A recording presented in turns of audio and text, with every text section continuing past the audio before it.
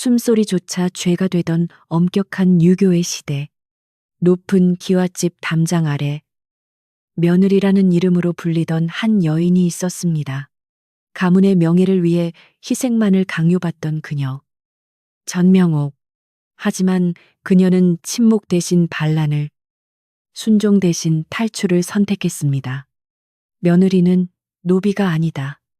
이 선언과 함께 남편의 손을 이끌고 세상 밖으로 나온 두 사람의 치열하고도 눈물겨운 운명 개척기. 지금 그 문을 엽니다. 새벽 안개가 장악한 이씨 가문의 뒤뜰은 마치 거대한 무덤처럼 고요했으나 명옥의 손은 이미 얼음장 같은 물속에서 붉게 터져 있었다. 차가운 지하수가 손가락 끝을 파고들 때마다 명옥은 입술을 깨물며 신음소리를 삼켰고 무거운 방망이는 젖은 무명천 위로 쉴 새 없이 떨어지며 공허한 파열음을 냈다. 안방에서 들려오는 시어머니의 날카로운 기침 소리는 서슬퍼런 명령보다 더 무겁게 명옥의 어깨를 짓눌렀으며 그녀의 하루는 늘 태양보다 먼저 시작되어 달빛이 쓰러진 뒤에야 겨우 마침표를 찍을 수 있었다. 부엌 바닥에 쪼그려 앉아 아궁이에 불을 지피는 명옥의 얼굴에는 검은 그을음과 눈물 자국이 뒤섞여 묘한 비극의 무늬를 그려내고 있었다.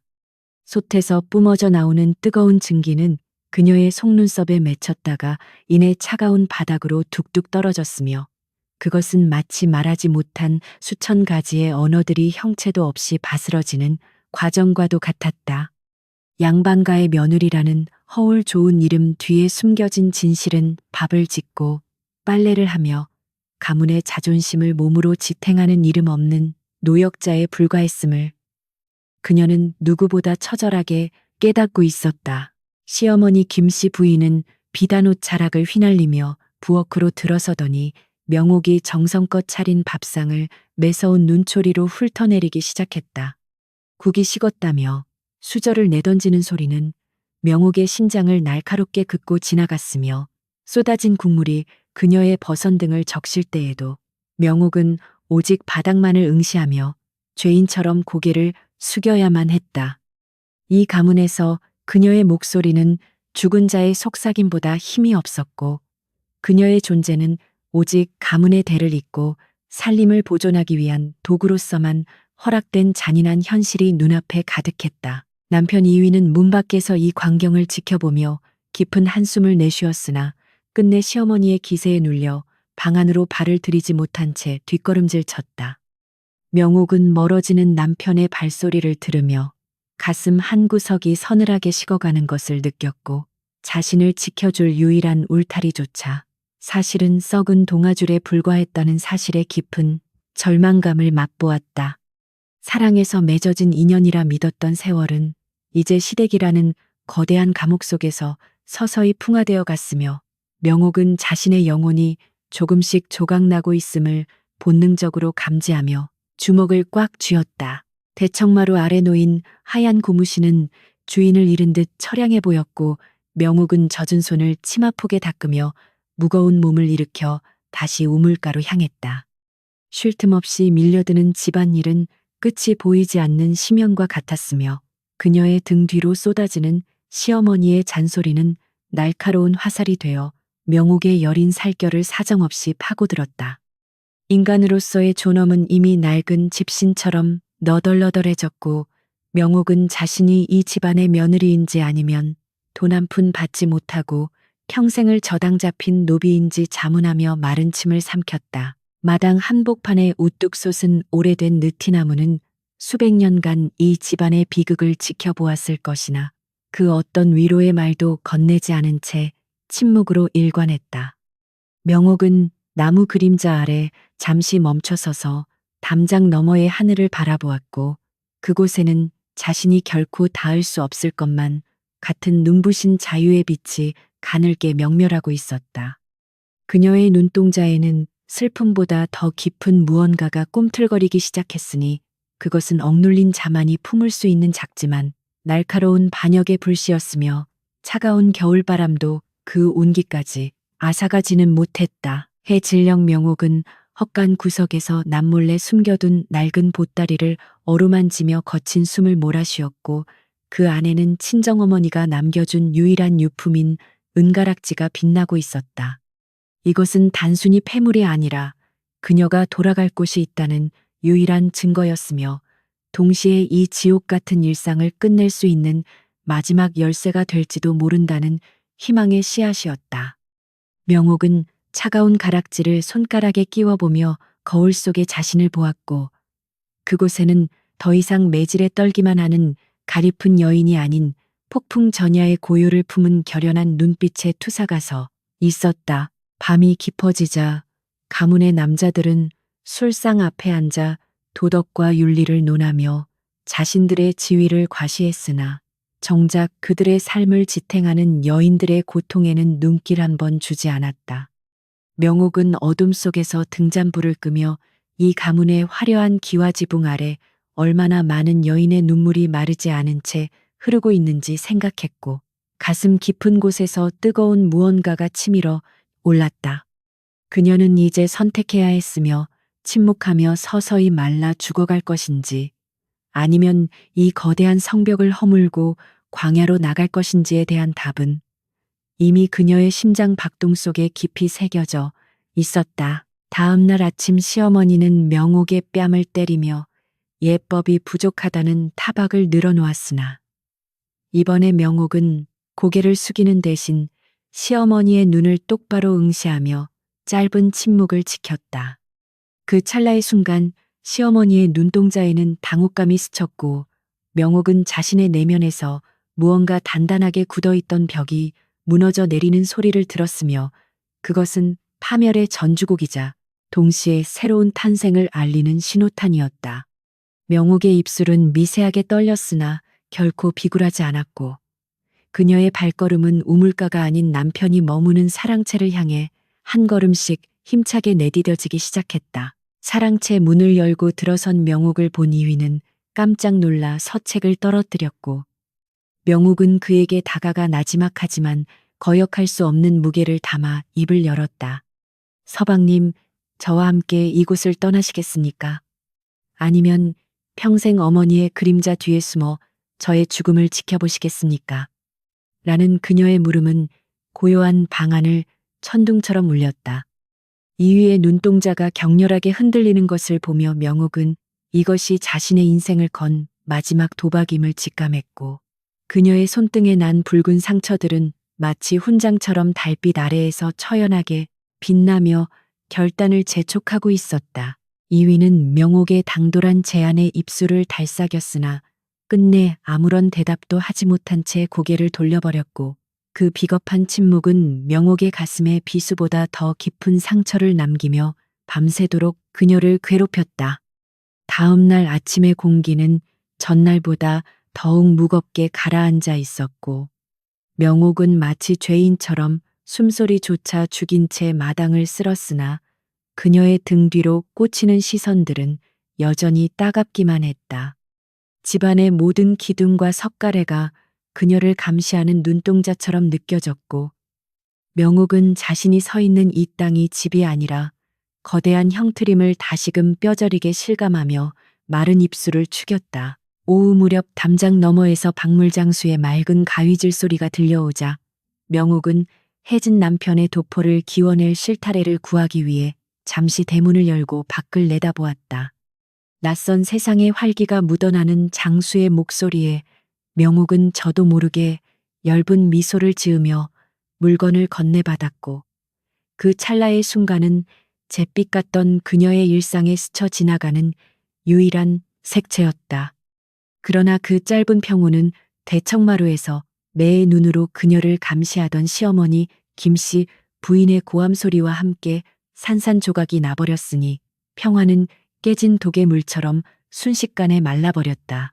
김씨 부인은 버선발로 뛰어내려와 명옥의 머리채를 휘어잡으며 양반과 며느리가 대낮에 외간 남자와 희희낙낙거린다며 입에 담지 못할 저주를 퍼부어대기 시작했다.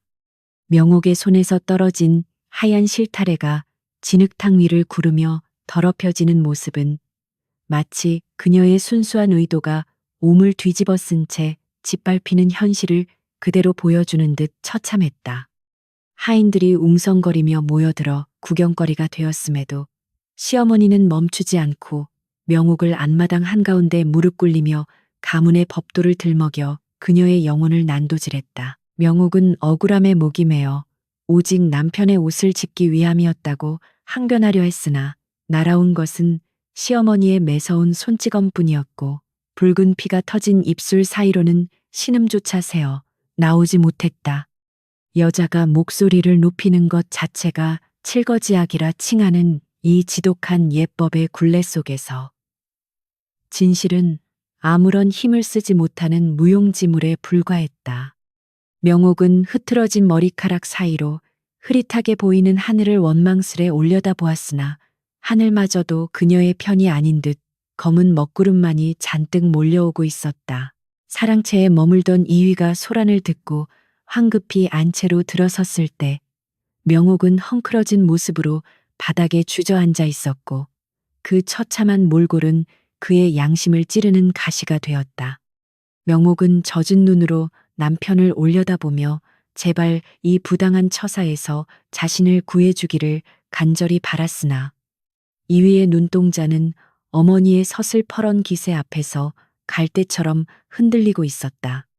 그는 어머니와 아내 사이에서 어쩔 줄 몰라 하며 식은땀을 흘렸고 그 우유 부단함은 악행을 저지르는 자보다 방관하는 자가 더 잔인할 수 있음을 증명하고 있었다. 김씨 부인은 아들에게 명옥의 행실이 얼마나 천박했는지를 과장하여 고해바치며 당장 회초리를 들어 아내의 종아리를 치라고 서리빨 같은 명령을 내렸다.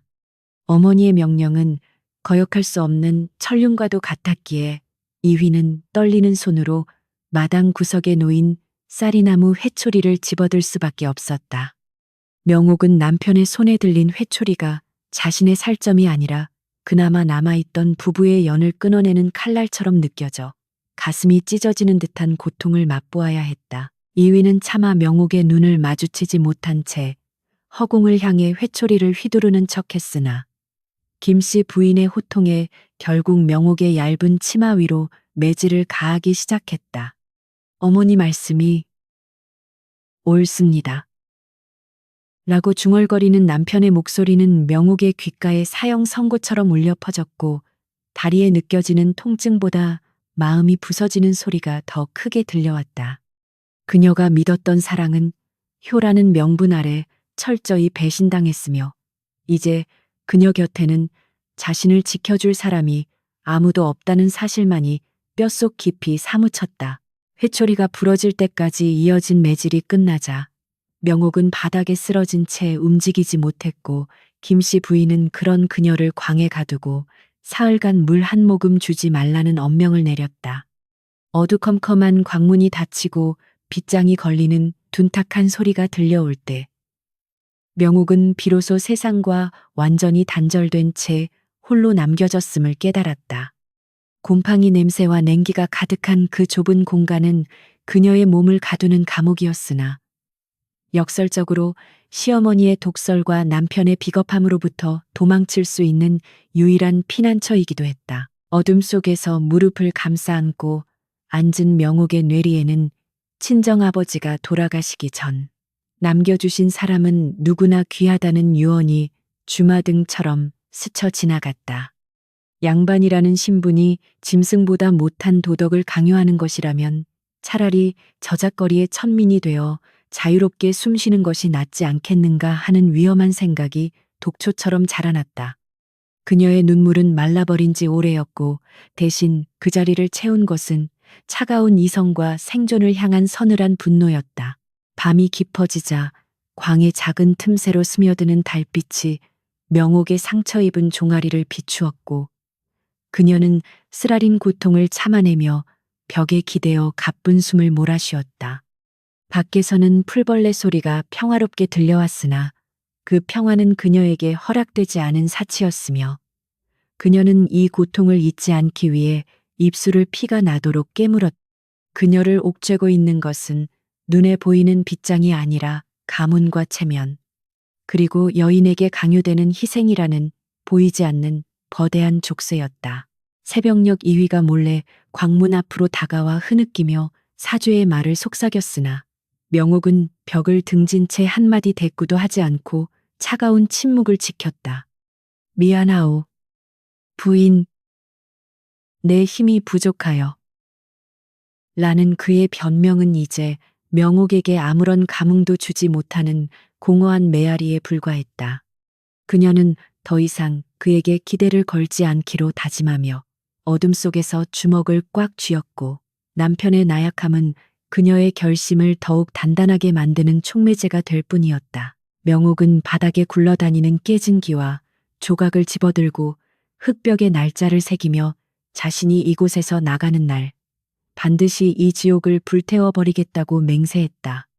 그녀의 눈빛은 굶주린 짐승처럼 형형하게 빛났고 며느리라는 이름으로 덧씌워진 노예의 굴레를 스스로 벗어던질 준비를 차근차근 해나가고 있었다.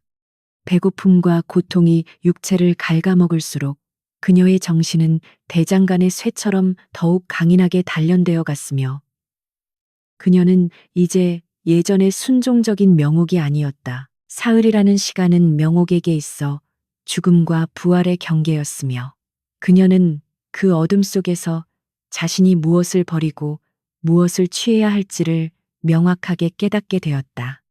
가문의 귀신이 되느니 차라리 길바닥의 잡초가 되어 짓밟히더라도 제 뜻대로 살아보겠다는 열망이 그녀의 혈관을 타고 뜨겁게 흐르기 시작했다. 광문이 다시 열리는 순간 세상은 그녀를 죄인이라 부를지 모르나 그녀는 스스로를 심판관으로 세우고 이 썩어 빠진 가문을 단죄할 계획을 세우고 있었다. 시어머니가 하인을 시켜 광문을 열었을 때 명옥은 초췌한 몰골이었으나 그 눈빛만은 서슬퍼런 칼날처럼 살아있어 보는 이들을 섬찟하게 만들었다. 그녀는 비틀거리며 걸어 나와 눈부신 햇살을 마주했고 그 빛은 그녀를 태울 듯 강렬했으나 그녀는 눈 하나 깜짝하지 않고 정면을 응시했다.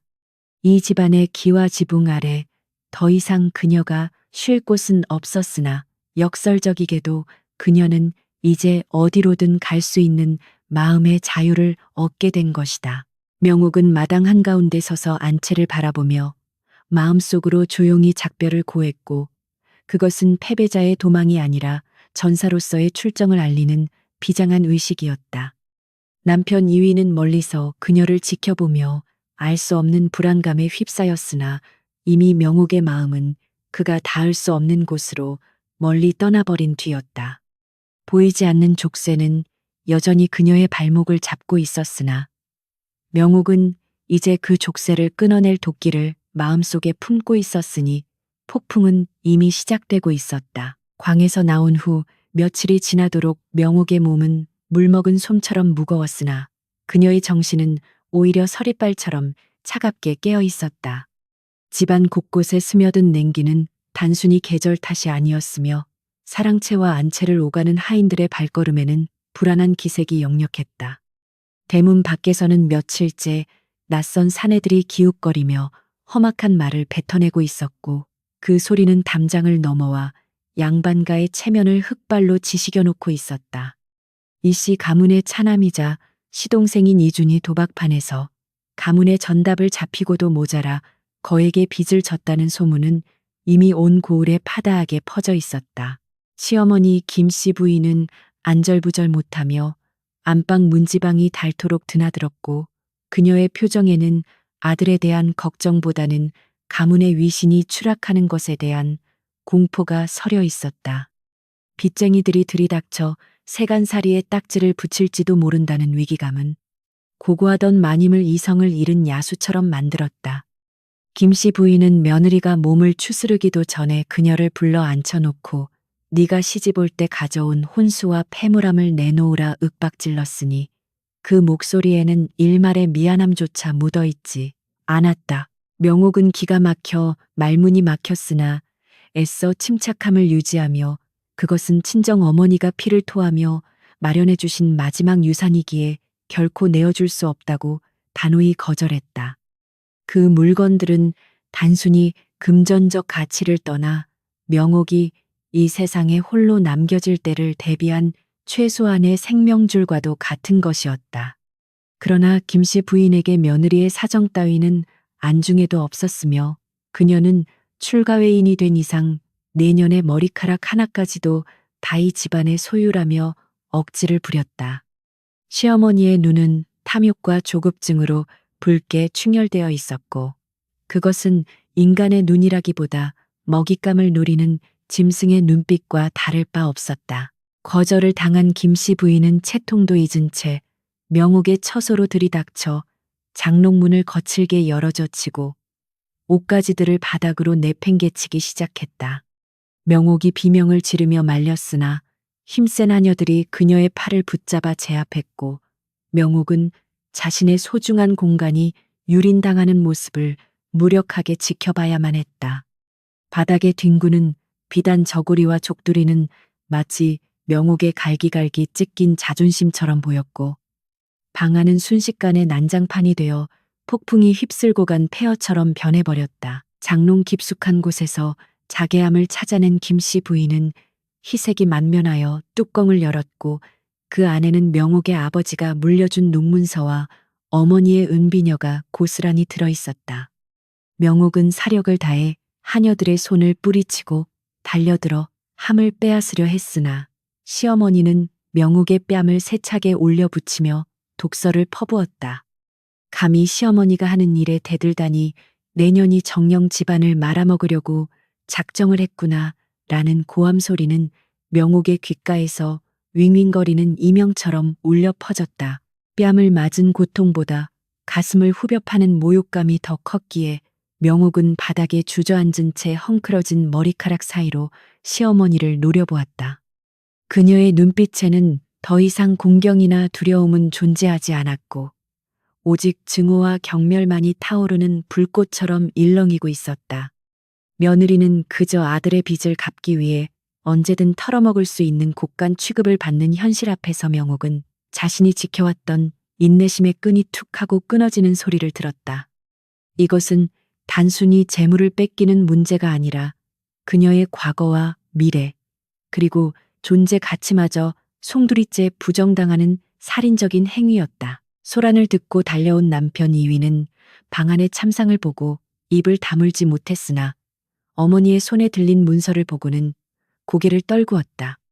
명옥은 피 묻은 입술로 남편을 부르며 제발 어머니를 말려달라고 애원했으나 이위는 어머니의 서슬퍼런 눈초리에 기가 눌려 입도 뻥긋하지 못했다.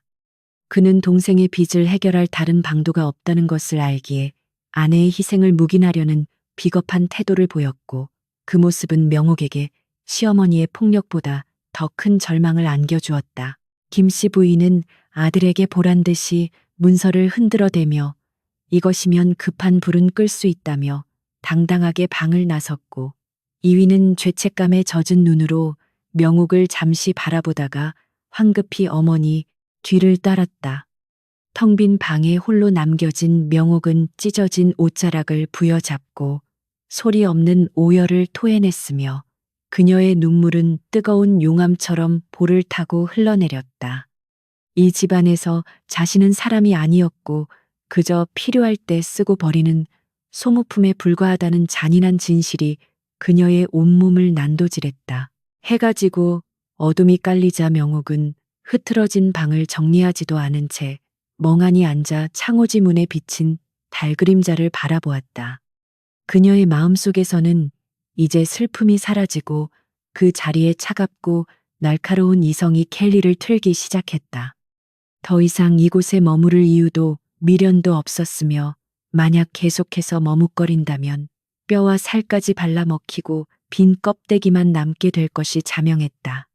명옥은 스스로를 지키기 위해 이제는 예법이나 도덕 따위는 개나 줘버려야 한다고 생각하며 입술을 굳게 다물었다. 명옥은 품속 깊이 숨겨두었던 작은 칼을 꺼내어 만지작거렸는데 그것은 호신용으로 지니고 있던 은장도였다. 예전에는 정절을 지키기 위한 도구였으나 지금 그녀에게 이 칼은 자신의 운명을 개척하고 썩은 밧줄을 끊어낼 무기로 보였다. 그녀는 칼날에 비친 자신의 얼굴을 들여다보며 맹세했다. 내일 해가 뜨기 전에는 결단코 결판을 낼 것이며 혼자가 아니라 저 멍청하고 불쌍한 남편까지 데리고 이 지옥을 벗어나리라 다짐했다. 새벽녘 이휘가 술에 취해 비틀거리며 방으로 들어왔을 때 명옥은 잠들지 않고 정좌한 채 그를 맞이했다. 남편은 혀 꼬인 소리로 미안하다는 말만 되풀이하며 바닥에 쓰러져 잠들었고 명옥은 그런 남편의 등을 내려다보며 묘한 연민과 분노를 동시에 느꼈다. 그 또한 가문의 무게와 어머니의 욕망에 짓눌려 숨조차 제대로 쉬지 못하는 또 다른 피해자였으나 스스로 알을 깨고 나올 용기가 없는 겁쟁이일 뿐이었다. 명옥은 잠든 남편의 짐을 싸기 시작했고 필요한 물건들만 골라 보따리에 챙기며 손놀림을 서둘렀다. 이제 그녀에게 집안일이나 제사 같은 것은 아무런 의미가 없었으며 오직 살아남아 인간답게 살겠다는 목표만이 그녀를 움직이는 동력이었다. 빼앗긴 문서와 폐물은 찾을 수 없겠지만 대신 그녀는 자유라는 더 큰 보물을 쟁취하기 위해 모든 것을 버릴 준비를 마쳤다. 밤 공기는 차가웠으나 그녀의 가슴속은 뜨거운 화산처럼 끓어오르고 있었다. 부엌으로 가서 남은 찬밥 덩어리와 소금을 챙긴 명옥은 마당에 서서 어둠에 잠긴 기와집을 한 번 휘둘러 보았다. 웅장해 보이는 저 지붕 아래 얼마나 많은 위선과 탐욕이 꿈틀거리고 있는지 생각하니 구역질이 치밀어 올랐다. 그녀는 이제 더 이상 누군가의 며느리도 아내도 아닌 오롯이 전명옥이라는 이름 석자로 살아가기로 결심했고 그 시작은 이 견고한 감옥을 제 발로 걸어 나가는 것이었다. 그녀는 다시 방으로 돌아와 잠든 남편을 흔들어 깨웠고 이위는 개슴츠레한 눈으로 아내를 올려다보았다. 일어나세요, 서방님. 우리는 지금 당장 떠나야 합니다. 명옥의 목소리는 낮았지만 단호했고 그 속에는 거역할 수 없는 힘이 실려 있었다. 이위가 무슨 소리냐며 웅얼거렸지만 명옥은 그의 입을 막으며 귓가에 속삭였다. 여기 있으면 우리는 둘 다 죽습니다. 제가 서방님을 살려드리겠습니다.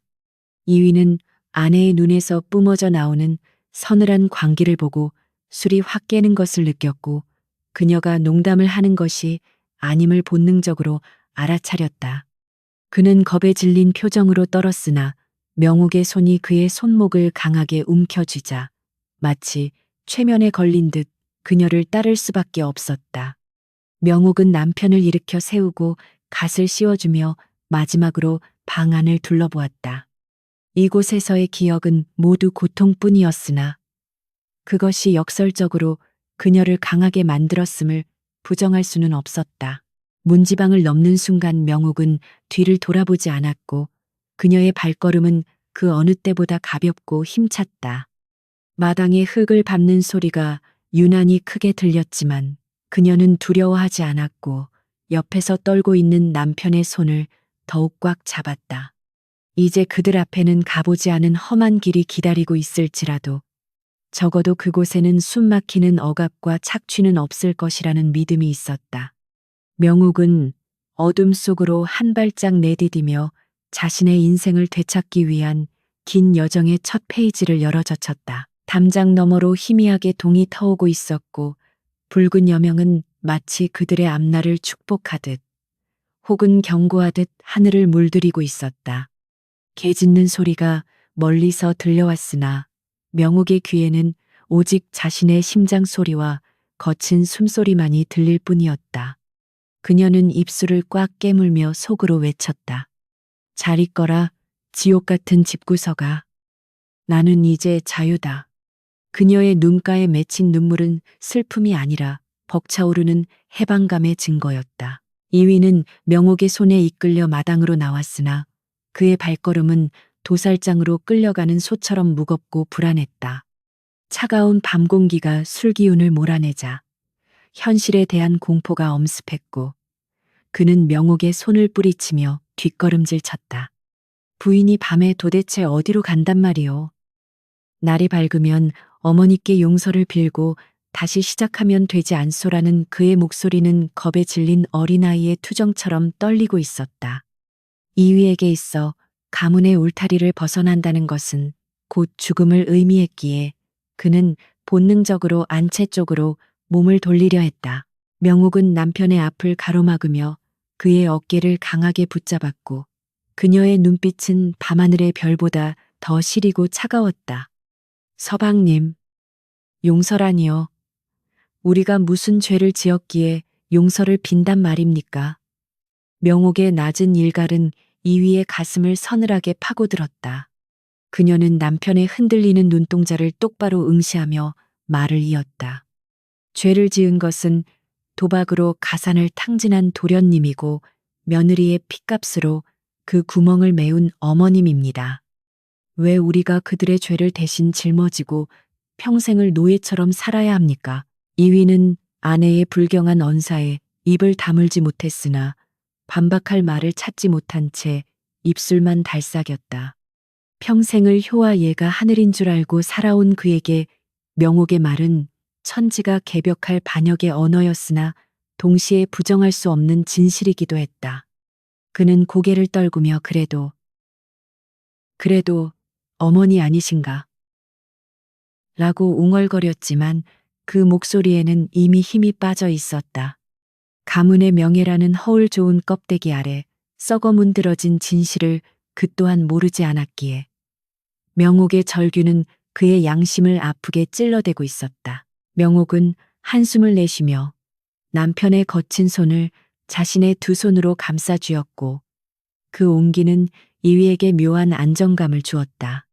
서방님, 저 달을 보십시오. 저 달은 양반의 집이나 천민의 오두막이나 똑같이 비춥니다. 명옥은 하늘에 걸린 하얀 달을 가리키며 부드럽게 속삭였다. 우리가 이곳을 떠난다고 해서 하늘이 무너지는 것이 아닙니다. 오히려 저 담장 너머에 우리가 진짜 숨 쉴 수 있는 세상이 있을지도 모릅니다. 그녀의 목소리는 격정에서 애소로 바뀌어 있었고 그것은 이위의 굳게 닫힌 마음의 문을 두드리는 간절한 호소였다. 하지만 이위는 여전히 두려움의 탐에서 허우적거리고 있었으니 세상 물정 모르는 서생이 맨몸으로 거친 세파를 견뎌낼 자신이 없었기 때문이었다. 그는 떨리는 목소리로 우리가 나가서 무엇을 먹고 산단 말이오. 나는 글 읽는 것 말고는 할 줄 아는 게 없소라며 자신의 무능함을 고백했다. 그것은 남편으로서의 자존심을 꺾는 치욕적인 말이었으나 생존 앞에서는 체면 따위가 중요하지 않다는 것을 그도 본능적으로 느끼고 있었다. 명옥은 그런 남편의 나약함조차 품어 안으려는 듯 씁쓸한 미소를 지었다. 제가 있습니다.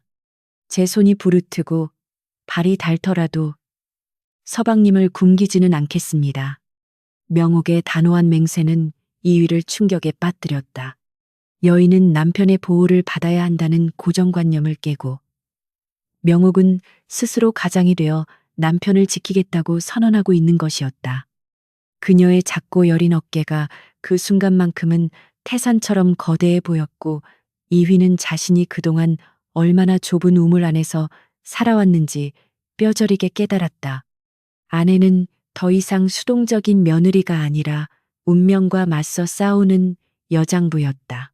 바람이 불어와 나뭇가지를 흔들자 마당에 드리운 그림자들이 춤을 추듯 일렁거렸고 그 모습은 마치 가문의 조상 귀신들이 그들을 꾸짖는 듯했다. 이휘는 움찔하며 주위를 살폈으나 명옥은 동요하지 않고 품속에서 은장도를 꺼내 달빛에 비추었다. 서슬퍼런 칼날이 반짝이자 이휘는 기겁을 하며 뒤로 물러섰으나 명옥은 차분한 목소리로 말했다. 이 칼은 제 목을 찌르기 위함이 아니라 우리의 과거를 베어내기 위함입니다. 서방님, 선택하십시오. 저와 함께 가시겠습니까? 아니면 이 칼로 저를 죽이고 이곳에 남으시겠습니까? 그것은 목숨을 건 최후의 통첩이었고 이휘는 아내의 눈에서 죽음을 불사한 결기를 읽어내고 전율했다. 그녀는 빈말을 하는 사람이 아니었으며 만약 자신이 거절한다면 그녀는 홀로 떠나거나 아니면 정말로 이 자리에서 자결할지도 모른다는 공포가 밀려왔다. 이휘의 머릿속에서 어머니의 호통 소리와 아내의 피 맺힌 절규가 뒤엉켜 혼란스러운 전쟁을 벌였다. 그는 괴로움에 머리를 감싸 쥐고 주저앉아 신음했으나 명옥은 미동도 하지 않고 그를 내려다보며 기다렸다. 한참의 침묵 끝에 이휘는 고개를 들어 아내를 바라보았고 그의 눈가에는 눈물이 고여 있었다. 그는 비로소 인정해야만 했다. 자신이 사랑했던 것은 가문의 위광이 아니라 바로 눈앞에 있는 이 여인, 명옥이었다는 사실을. 어머니의 치마폭에 쌓여 꼭두각시처럼 살아온 지난날이 주마등처럼 스쳐 지나갔고 그는 이제라도 사람이 되고 싶다는 강렬한 열망을 느꼈다. 부인, 내가 어리석었소. 내 비록 가진 것 없는 못난 놈이나 그대 곁에 있겠소. 이위가 떨리는 손을 뻗어 명옥의 치마자락을 잡았을 때 명옥의 눈에서도 참았던 눈물이 왈칵 쏟아져 내렸다. 그것은 승리의 기쁨이자 동시에 연민의 눈물이었고 두 사람은 달빛 아래서 서로를 부둥켜 안고 소리 없는 오열을 토해냈다. 그들의 맹세는 화려한 예식도 증인도 없었으나 그 어떤 혼례 서약보다도 진실하고 무거웠다. 그들은 부부라는 이름으로 묶인 타인이 아니라 생사를 함께할 진정한 동지가 되어 서로의 체온을 나누었다. 명옥은 눈물을 닦고 남편을 일으켜 세우며 이제 시간이 없습니다. 날이 밝기 전에 이곳을 빠져나가야 합니다라고 재촉했다. 두 사람은 그림자처럼 조용히 움직이며 마당을 가로질러 뒷문으로 향했다. 낡은 문이 삐걱거리는 소리를 내자 두 사람의 심장이 철렁 내려앉았으나 다행히 안채에서는 아무런 인기척도 들리지 않았다. 이 집안의 사람들은 자신들이 누리는 안락함과 권위에 취해 가장 소중한 사람들이 떠나는 줄도 모르고 깊은 잠에 빠져 있었다.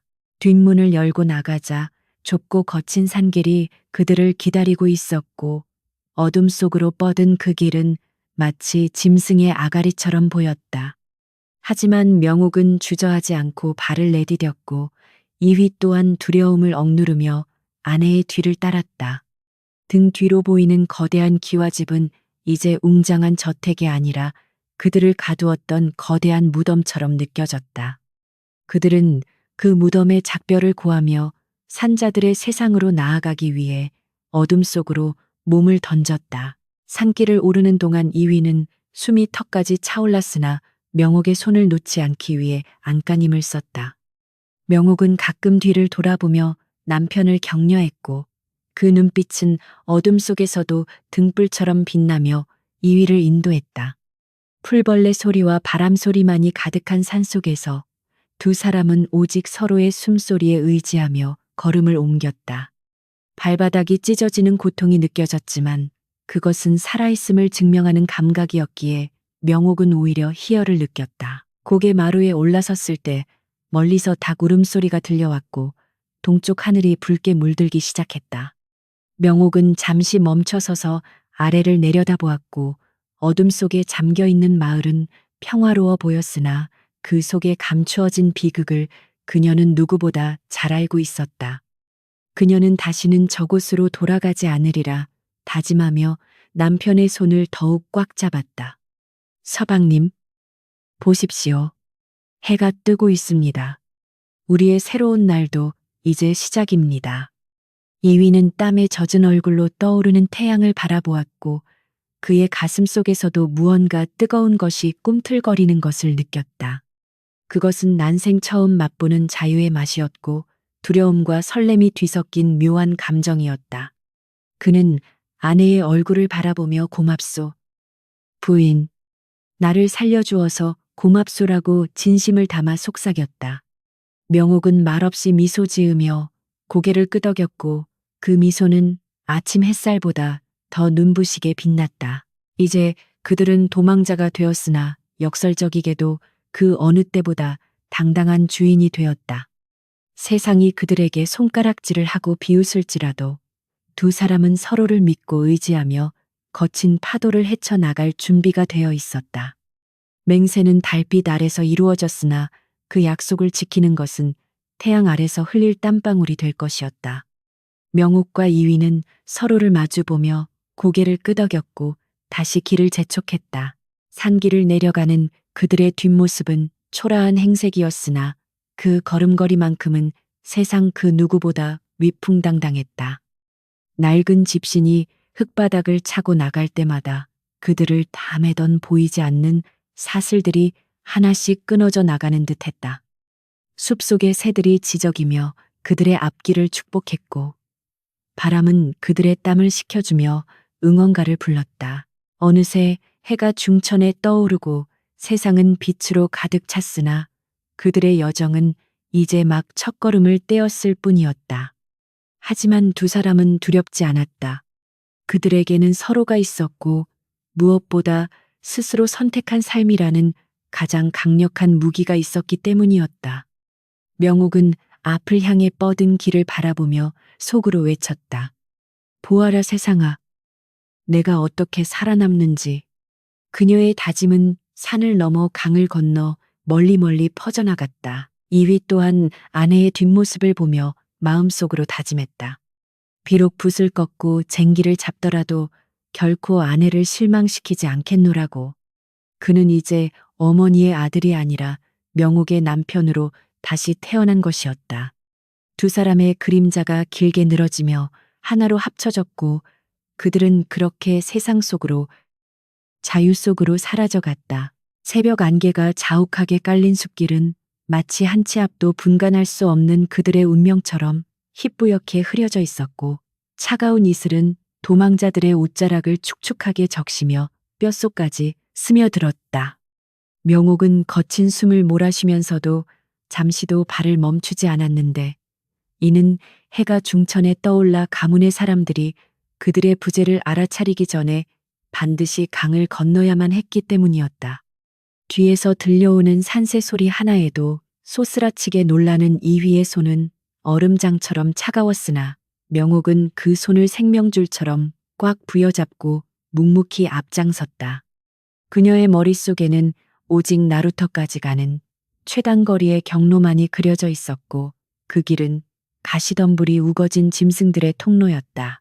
이위는 평생 글만 읽던 선비의 몸이라 험한 산행에 금세 지쳐 다리가 풀렸으나 아내의 단호한 뒷모습을 보며 이를 악물고 버텨내야만 했다.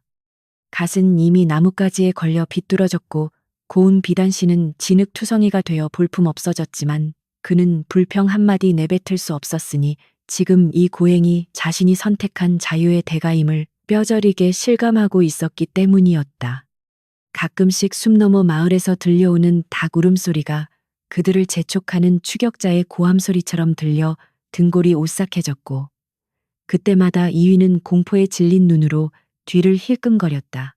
명옥은 남편의 불안을 잠재우기 위해 잠시 걸음을 멈추고 그의 헝클어진 옷매무새를 다듬어주며 안심시키는 눈빛을 보냈으나 사실 그녀의 심장 또한 걷잡을 수 없이 요동치고 있었다.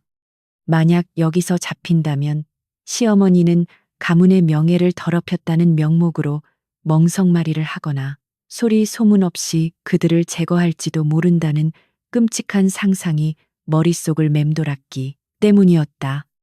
그녀는 고개를 세차게 저으며 불길한 생각들을 떨쳐내려 애썼고 품속에 숨겨둔 은장도의 서늘한 감촉을 느끼며 다시금 마음을 다잡았다. 산비탈을 내려와 갈대밭이 무성한 강가에 도착했을 때 강물은 짙은 안개 속에서 검푸른 뱀처럼 굽이치며 흐르고 있었고 그 광경은 묘한 두려움과 경외감을 동시에 자아냈다. 나루터에는 아직 사공이 보이지 않았고 빈배 몇 척만이 물결에 흔들리며 끼익끼익 기괴한 소리를 내고 있었는데 그 소리는 마치 그들의 앞날을 경고하는 듯 불길하게 들려왔다. 명옥은 갈대숲 사이에 몸을 숨기고 주변을 살폈으나 다행히 인기척은 없었고 오직 바람에 스치우는 갈대 소리만이 그들의 거친 숨소리를 감춰주고 있었다. 이위는 젖은 흙바닥에 주저앉아 가쁜 숨을 고르며 부인. 이제 어찌할 작정이오. 배가 없으면 강을 건널 수 없지 않소라고 절망 섞인 목소리로 물었다. 명옥은 대답 대신 강 건너편을 응시하며 사공이 나타나기를 간절히 기다렸으나 시간은 야속하게도 빠르게 흘러 어느새 동쪽 하늘이 붉게 물들기 시작했다. 날이 밝으면 사람들이 모여들 것이고 양반 차림의 남녀가 짐 보따리를 들고 서성이는 모습은 단번에 의심을 살 것이 분명했기에 그녀의 속은 까맣게 타들어갔다. 그때 안개 속에서 희미하게 노젓는 소리가 들려오기 시작했고 명옥의 눈이 번쩍 뜨이며 소리가 나는 쪽으로 시선을 고정했다. 낡은 나룻배 한 척이 유령처럼 안개를 뚫고 다가오고 있었고 뱃머리에는 삿갓을 깊게 눌러쓴 노인이 무표정한 얼굴로 노를 젓고 있었다. 명옥은 이것이 하늘이 준 마지막 기회라 생각하고 갈대숲에서 뛰쳐나가 손을 흔들었으나 노인은 그들을 보고도 못 본 척 뱃머리를 돌리려 했다. 명옥은 다급하게 치마를 걷어올리고 강물로 뛰어들어 어르신 제발 저희를 건너게 해주십시오. 그는 넉넉히 드리겠습니다. 라고 외치며 절박하게 매달렸다.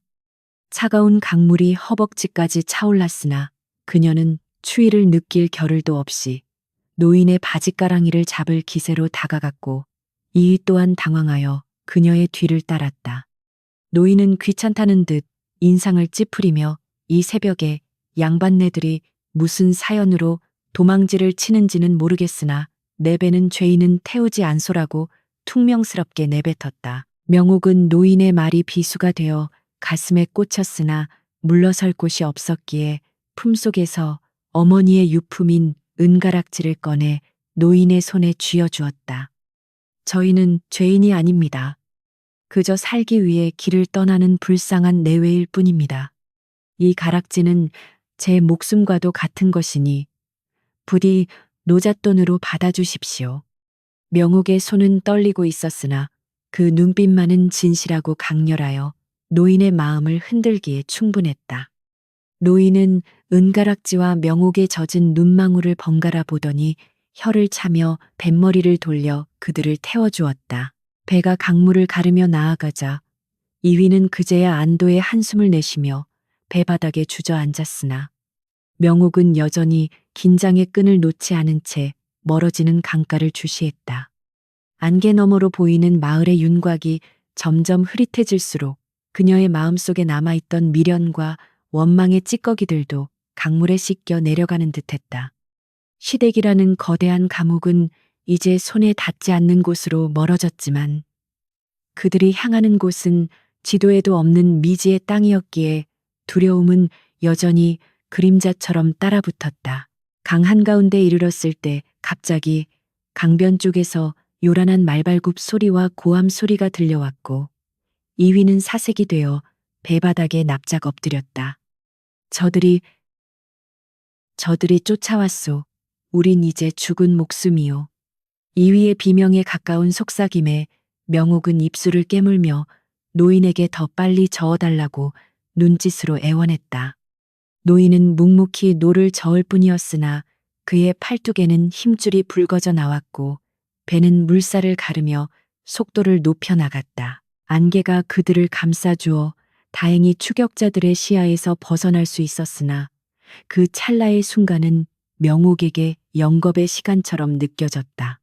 그녀는 엎드려 떨고 있는 남편의 등 위에 손을 얹고 괜찮습니다.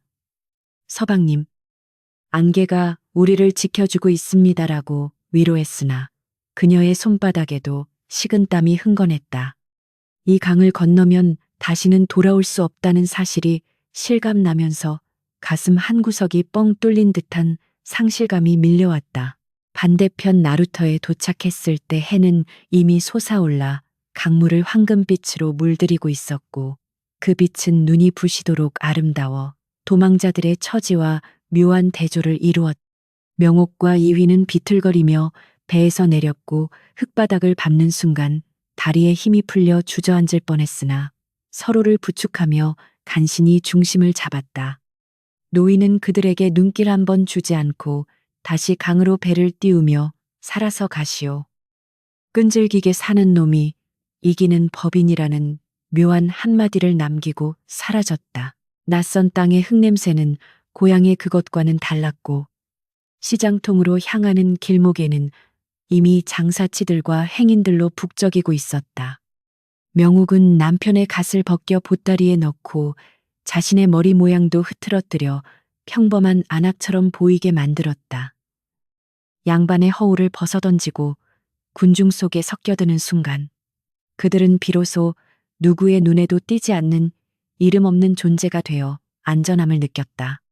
이휘는 자신의 상투가 드러난 것이 부끄러운 듯 고개를 숙였으나 명옥은 오히려 그 모습이 자유로워 보여 남몰래 미소 지었다. 시끌벅적한 장터의 소음은 그동안 숨죽여 살아왔던 그들의 귀를 멍하게 만들었으나 활기 넘치는 사람들의 표정에서 명옥은 생의 에너지를 느꼈다.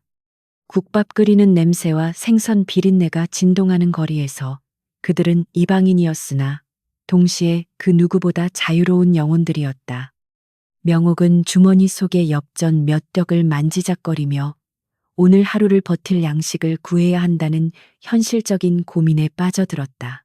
하지만 그 고민조차 행복하게 느껴졌으니 그것은 남이 시켜서 하는 일이 아니라 오로지 자신들을 위한 생존의 몸부림이었기 때문이었다. 이위는 낯선 풍경에 눈을 떼지 못하며 어린아이처럼 두리번거렸고 명옥은 그런 남편의 손을 꼭 잡고 인파를 헤치고 나갔다. 그들의 등 뒤로 따가운 햇살이 쏟아졌지만 이제 그 햇살은 감시의 눈초리가 아니라 그들의 앞길을 비추는 축복의 빛처럼 느껴졌다. 골목 어귀의 주막에 자리를 잡은 그들은 김이 모락모락 나는 국밥 한 그릇을 시켜놓고 마주 앉았다. 따뜻한 국물이 식도를 타고 넘어가자 긴장으로 굳어있던 몸이 녹아내리며 비로소 살아있다는 감각이 되살아났다. 이위는 허겁지겁 국밥을 들이키다 사례가 들려 기침을 했고 명옥은 말없이 물그릇을 건네며 그의 등을 두드려 주었다. 화려한 반찬은 없었지만 이 순간 그들에게는 세상 어떤 산의 진미보다 맛있는 한 끼였으며 자유의 맛이 가미된 최고의 만찬이었다. 식사를 마친 명옥은 주인 주모에게 근처에 싼 방이 있는지 조심스레 물었고 주모는 그들의 행색을 훑어보더니 말없이 뒷방을 가리켰다. 허름하고 좁은 방이었지만 그곳은 시어머니의 잔소리도 가문의 억압도 없는 그들만의 온전한 성체였다. 문을 닫고 들어선 순간 긴장이 풀린 두 사람은 서로를 끌어안고 바닥에 쓰러지듯 누웠다. 천장에 얼룩진 벽지를 바라보며 이위가 나지막이 물었다. 부인, 우린 이제 어디로 가야 하오? 명옥은 남편의 가슴에 얼굴을 묻으며 대답했다. 바람이 부는 대로, 물이 흐르는 대로 가시지요. 어디든 이곳보다는 나을 테니까요. 그녀의 목소리에는 막연한 미래에 대한 불안함보다는 당장의 평온함에 감사하는 마음이 담겨 있었다. 밖에서는 왁자지껄한 장터 소리가 들려왔지만 그 방 안만큼은 세상과 단절된 고요한 평화가 감돌았다. 그들은 그렇게 도망자로서의 첫날 밤을 낯선 주막 뒷방에서 맞이하게 되었고 피로에 지쳐 까무룩 잠이 들었다. 꿈속에서 명옥은 넓은 벌판을 달리고 있었고 그 끝에는 끝없이 펼쳐진 푸른 바다가 그녀를 기다리고 있었다. 깨어나면 다시 냉혹한 현실과 마주해야겠지만 지금 이 순간만큼은 그 어떤 왕우장상도 부럽지 않은 달콤한 휴식이었다. 은밀한 탈출은 성공했으나 진정한 시련은 이제부터 시작이라는 것을 그들은 본능적으로 알고 있었다. 장터의 아침은 소란스러웠으나 명옥의 귀에는 그 소음이 마치 먼 바다의 파도 소리처럼 아득하게만 들려왔고 오직 등 뒤에서 느껴지는 서늘한 한기만이 온 신경을 곤두세우게 만들었다. 국밥 한 그릇으로 줄인 배를 채우고 다시 길을 떠나려던 찰나 인파를 헤치고 다가오는 낯익은 그림자들이 명옥의 시야에 들어왔을 때 그녀의 심장은 발밑으로 툭 떨어지는 듯한 충격을 받았다. 시댁의 마당쇠 최 씨와 건장한 하인 서너 씨, 몽둥이를 든 채 살기등등한 눈으로 장터 곳곳을 훑고 있었으니 그들의 등장은 이 평화로운 아침을 순식간에 지옥의 입구로 바꾸어 놓았다. 명옥은 본능적으로 남편 이위의 소매를 잡아당겨 갓쓴 노인 뒤로 몸을 숨겼으나 짐승처럼 예민한 최 씨의 눈길을 피하기에는 역부족이었다. 저기 있다, 도련님과 그 계집이다. 최 씨의 고함 소리가 장터의 소음을 뚫고 쩌렁쩌렁 울려 퍼지자 주변의 시선이 일제히 그들에게 쏠렸고 이위는 사색이 되어 다리를 떨며 주저앉을 뻔했다. 하인들은 순식간에 명옥과 이위를 포위했고 그들의 거친 숨소리와 땀 냄새가 코끝을 찌르며 숨막히는 공포를 조성했다. 최 씨는 비릿한 미소를 지으며 다가와 도련님, 마님께서 기다리십니다. 곱게 돌아가시지요.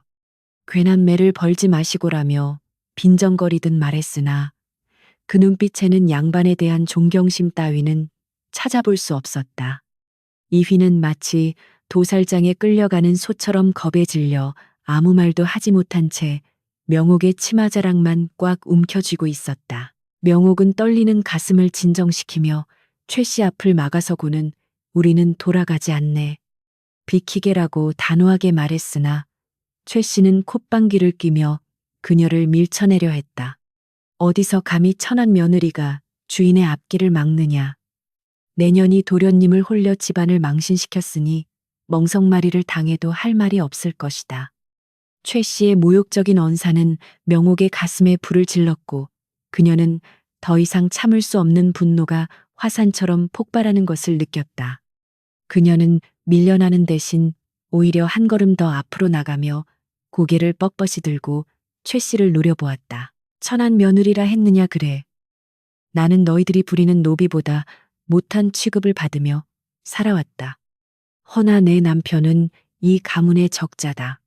내 놈들이 감히 상전에게 몽둥이를 들이대고도 무사할 줄 아느냐. 명옥의 일갈은 예상치 못한 기백을 담고 있어 최 씨와 하인들을 잠시 멈칫하게 만들었다.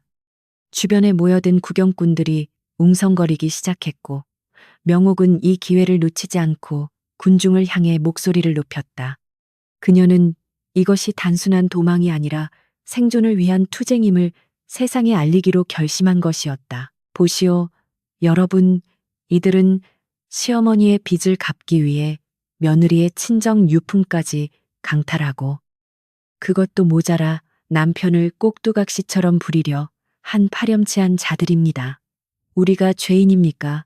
살기 위해 도망친 것이 죄란 말입니까? 명옥의 절규 섞인 외침은 장터 사람들의 호기심을 자극했고 웅성거림은 곧 동정 여론으로 바뀌기 시작했다.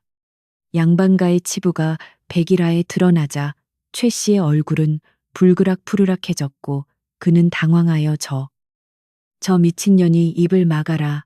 당장 끌고 가라고 소리쳤다. 하인들이 달려들어 명옥의 팔을 꺾고 이휘를 억지로 일으켜 세우려 하자 이휘는 공포에 질려 비명을 질렀으나 명옥은 고통을 참으며 끝까지 저항했다. 서방님 정신 차리세요. 여기서 끌려가면 우리는 죽습니다. 소리치세요. 사람이라고 외치세요. 명옥의 외침은 이휘의 몽롱한 정신을 깨우는 채찍질과 같았고 그는 눈앞에서 아내가 짐승처럼 취급당하는 모습을 보며 억눌려 있던 무언가가 꿈틀거리는 것을 느꼈다. 평생을 어머니의 그림자에 숨어 살아온 그였지만 사랑하는 여인이 자신을 지키기 위해 피 흘리는 모습은 그의 남은 자존심을 건드렸다. 이위는 떨리는 손으로 최 씨의 멱살을 잡으려 허우적거렸고 비록 힘은 없었으나 그 눈빛만은 예전의 유약한 도련님이 아니었다. 이놈들 놓지 못하겠느냐. 내 아내에게 손대지 마라. 이위의 목소리는 갈라지고 볼품 없었으나 처음으로 자신의 의지를 담아 내뱉은 호령이었다. 최 씨는 예상치 못한 도련님의 반항에 당황하여 주춤했고 그 틈을 타 구경하던 장터에 장정 몇몇이 끼어들며 거 너무한 거 아니오. 싫다는 사람들을 억지로 끌고 가는 건 납치나 다름없소라며 거들기 시작했다. 상황이 불리하게 돌아가자 최 씨는 눈을 부라리며 이건 양반과 집안일이다. 산 것들이 끼어들 자리가 아니야 라고 으름장을 놓았으나 이미 분위기는 명옥 부부 쪽으로 기울어 있었다. 사람들은 돌멩이를 집어들거나 지게 작대기를 들고 하인들을 위협하며 물러가라고 소리쳤고 이는 억눌린 민중들이 위선적인 양반들에게 보내는 야유와도 같았다. 명옥은 이 혼란스러운 틈을 타 이휘의 손을 낚아채며 지금입니다. 뛰세요라고 외치고는 인파 속으로 몸을 던졌다. 두 사람은 미친 듯이 달리기 시작했고 뒤에서 최 씨의 분노 섞인 욕설과 하인들의 고함 소리가 들려왔으나 장터 사람들의 등 뒤로 가려져 점차 멀어졌다. 좁은 골목길을 이리저리 휘젓고 다니며 그들은 짐 보따리가 무거운 줄도 모르고 숨이 턱까지 차오르도록 달렸다. 명옥의 치마는 찢어지고 이휘의 갓은 벗겨져 나갔으나 그들의 얼굴에는 두려움 대신 기묘한 해방감이 서려 있었다.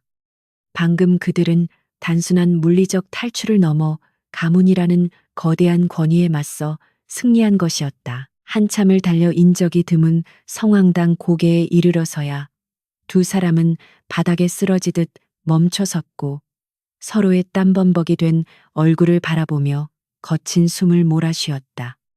이위는 심장이 터질 것 같았으나 그 고동 소리가 자신이 살아있음을 증명하는 북소리처럼 느껴져 실없이 웃음이 터져 나왔다. 부인, 내가 그놈들에게 소리쳤소. 내 아내에게 손대지 말라고 말이오. 이희의 말에 명옥은 눈물을 글썽이며 고개를 끄덕였고 흑투성이가 된 남편의 얼굴을 어루만졌다. 잘하셨습니다. 정말 장하셨습니다. 서방님은 오늘 저를 지키신 것입니다.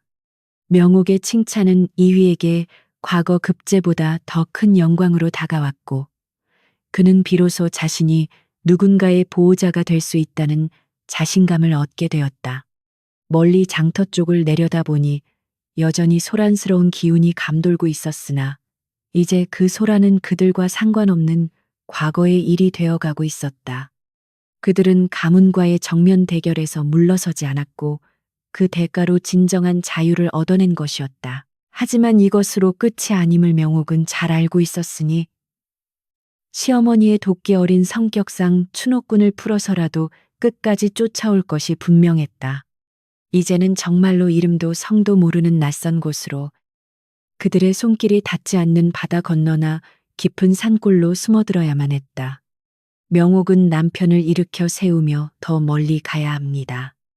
이제는 뒤를 돌아볼 시간조차 아깝습니다라고 재촉했고 이휘는 군말 없이 짐을 다시 챙겨들었다. 고갯마루를 넘어가며 명옥은 문득 하늘을 올려다 보았는데 구름 사이로 내리쬐는 햇살이 마치 그들의 앞길을 비추는 서광처럼 느껴졌다. 가문이라는 껍데기를 깨고 나온 그들은 이제 벌거숭이나 다름없었으나 그 나약한 살결 위로 굳은 살이 박히고 근육이 붙어 강인한 야생의 생명체로 거듭나고 있었다. 대면은 두려웠으나 피하지 않았기에 얻은 승리였고 그 기억은 앞으로 닥칠 수많은 시련을 이겨낼 단단한 버팀목이 될 것이었다. 바람이 불어와 땀을 식혀주자 명옥은 다시 한번 신발끈을 조여 매며 결연한 표정으로 앞을 향해 걸음을 옮겼다. 그녀의 머릿속에는 오직 하나, 바다가 보고 싶다는 생각이 간절하게 피어올랐다. 끝없이 펼쳐진 그 푸른 물결 앞에서는 양반도 상놈도 없고 오직 파도와 바람만이 존재하는 그곳이야말로 그들이 진정으로 안식할 수 있는 약속의 땅일 것이라 믿었다. 이휘도 아내의 뜻을 읽은 듯 묵묵히 그녀의 발자국을 따라 밟으며 세상의 끝을 향해 나아갔다. 길가에 핀 이름 모를 들꽃들이 바람에 흔들리며 그들을 배웅했고 숲속의 새들은 자유를 찾아 떠나는 두 영혼을 위해 노래를 불렀다. 이제 그들은 쫓기는 자가 아니라 새로운 삶을 찾아 떠나는 개척자였으며 그들의 발걸음 하나하나가 곧 길이 되고 역사가 되고 있었다. 명옥은 남편의 손을 꽉 잡으며 속삭였다. 우리는 결코 노비가 아닙니다.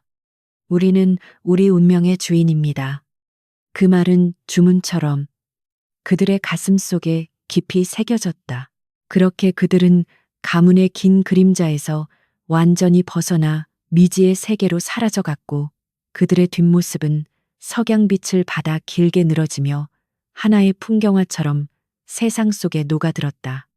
이제 그들 앞에는 험난한 고행길이 기다리고 있었지만 두려움보다는 설렘이 앞서는 것은 그들 곁에 서로가 있기 때문이었다.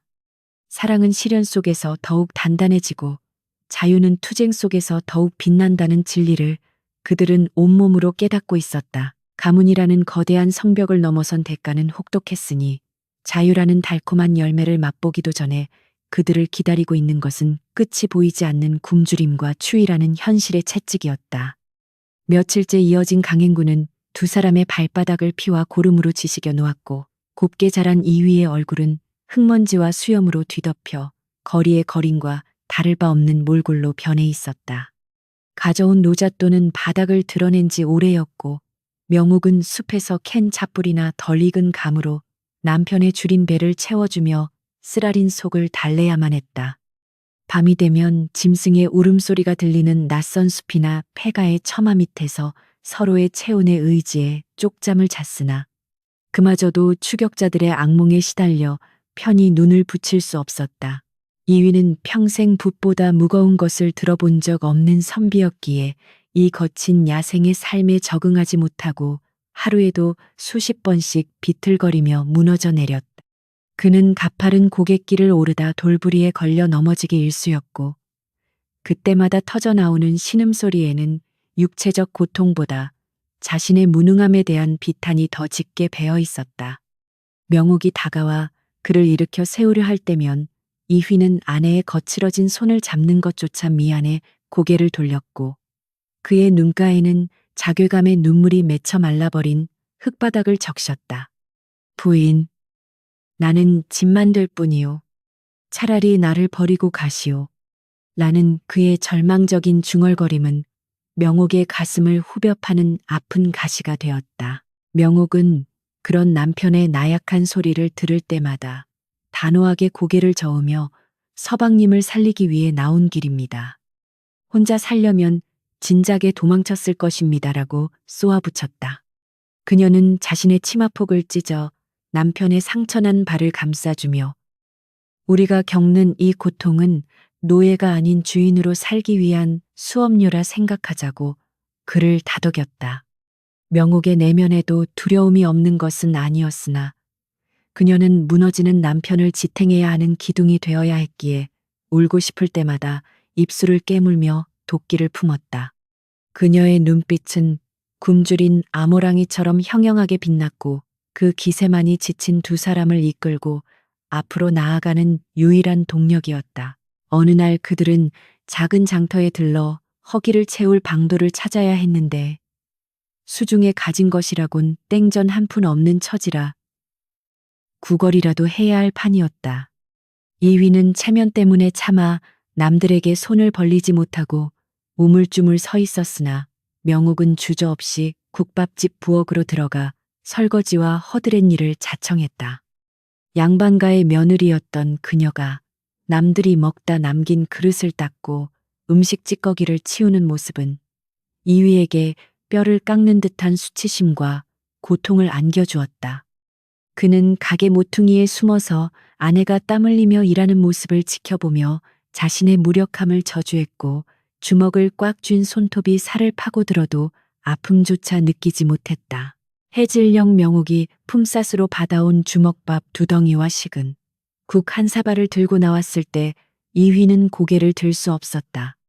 명옥은 아무 일도 없었다는 듯 환하게 웃으며 서방님, 어서 드십시오.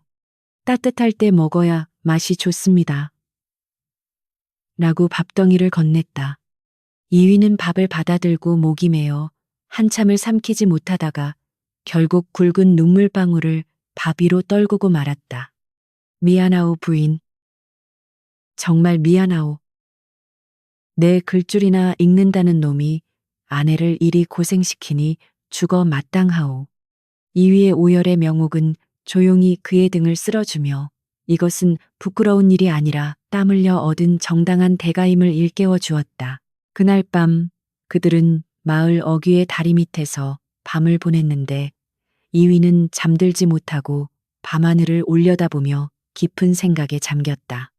그는 지금까지 자신이 읽어왔던 성현들의 말씀이 배고픔 앞에서는 아무런 힘도 쓰지 못하는 공허한 활자였음을 뼈저리게 깨닫고 있었다.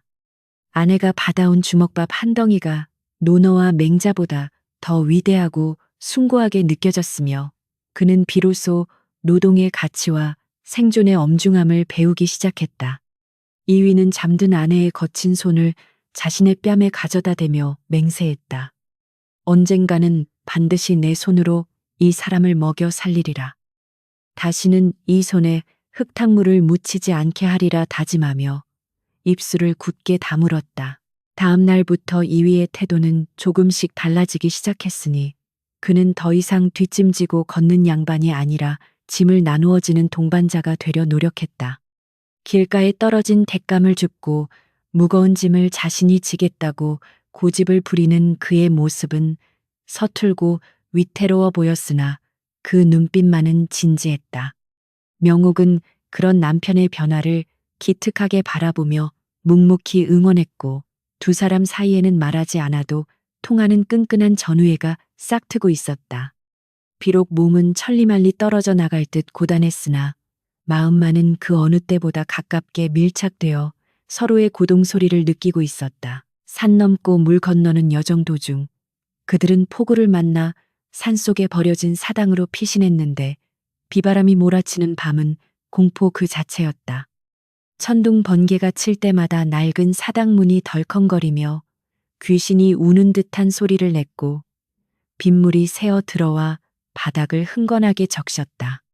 추위에 떨며 서로를 껴안고 있는 그들에게 가장 큰 공포는 귀신이 아니라 불쑥 들이닥칠지도 모르는 추노꾼들이었다. 시댁에서 보낸 추격자들이 턱 밑까지 쫓아왔다는 환청이 들릴 때마다 이위는 식은땀을 흘리며 소스라치게 놀랐고 명옥은 그를 진정시키느라 밤새 한숨도 자지 못했다. 사흘간 계속된 비로 길이 끊기고 식량이 떨어지자 두 사람은 극한의 한계 상황에 직면하게 되었다. 허기는 이성을 마비시켰고 이위는 고열에 시달리며 헛소리를 하기 시작했는데 어머니, 잘못했습니다. 살려주십시오라는 그의 잠꼬대는 명옥의 가슴을 찢어 놓았다. 명옥은 빗속을 뚫고 나가 산딸기와 약초를 캐오며 필사적으로 남편을 간호했고 그녀의 손발은 가시에 찔려 성한 곳이 없었다. 그녀는 혼수 상태인 남편에게 씹어서 으깬 약초물을 먹이며 제발 버텨달라고 여기서 죽으면 억울해서 눈을 감을 수 없다고 울부짖었다. 지성이면 감천이라 했던가. 이위는 며칠 만에 기적적으로 열이 내리고 의식을 되찾았으나 그의 눈빛은 이전과는 확연히 달라져 있었다. 죽음의 문턱을 넘나들며 그는 과거의 자신을 그 사당에 묻어버리고 새로운 생명을 얻은 듯했다. 그는 바쑥해진 얼굴로 명옥을 바라보며 부인 덕에 살았소. 이제 내 목숨은 내 것이 아니라 부인의 것이오라고 나지막이 고백했다. 명옥은 그저 고개를 끄덕이며 살아준 것만으로도 고맙다고 이제 다시 시작하면 된다고 그의 야윈 손을 꼭 잡았다. 비가 그치고 맑게 갠 하늘 아래 다시 길을 나선 그들의 행색은 더욱 초라해졌으나 발걸음에는 전보다 더 단단한 힘이 실려 있었다. 그들은 이제 양반과 아내라는 호칭 대신 서로의 이름을 부르며 동등한 인간으로서 길을 걸었다. 명호가 조금만 더 가면 된다. 네. 서방님. 저 고개만 넘으면 바다가 보일 것입니다.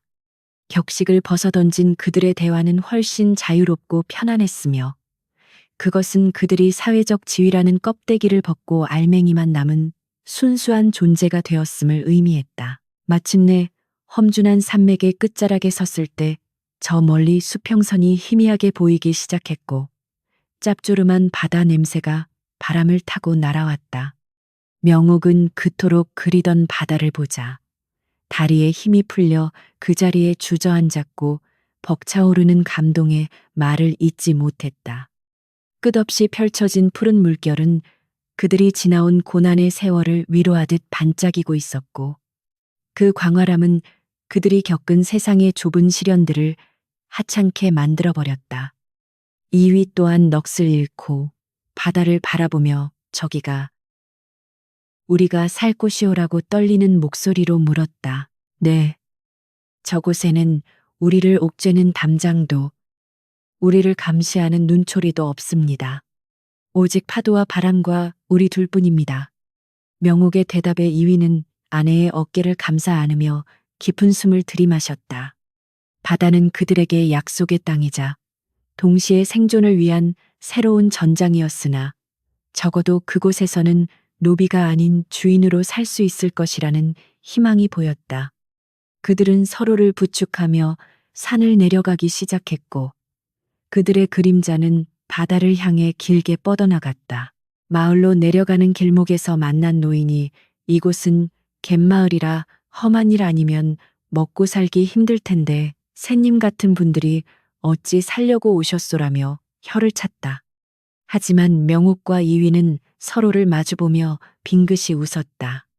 이미 죽을 고비를 넘기고 산전수전 다 겪으며 여기까지 온 그들에게 육체 노동쯤은 더 이상 두려움의 대상이 아니었다.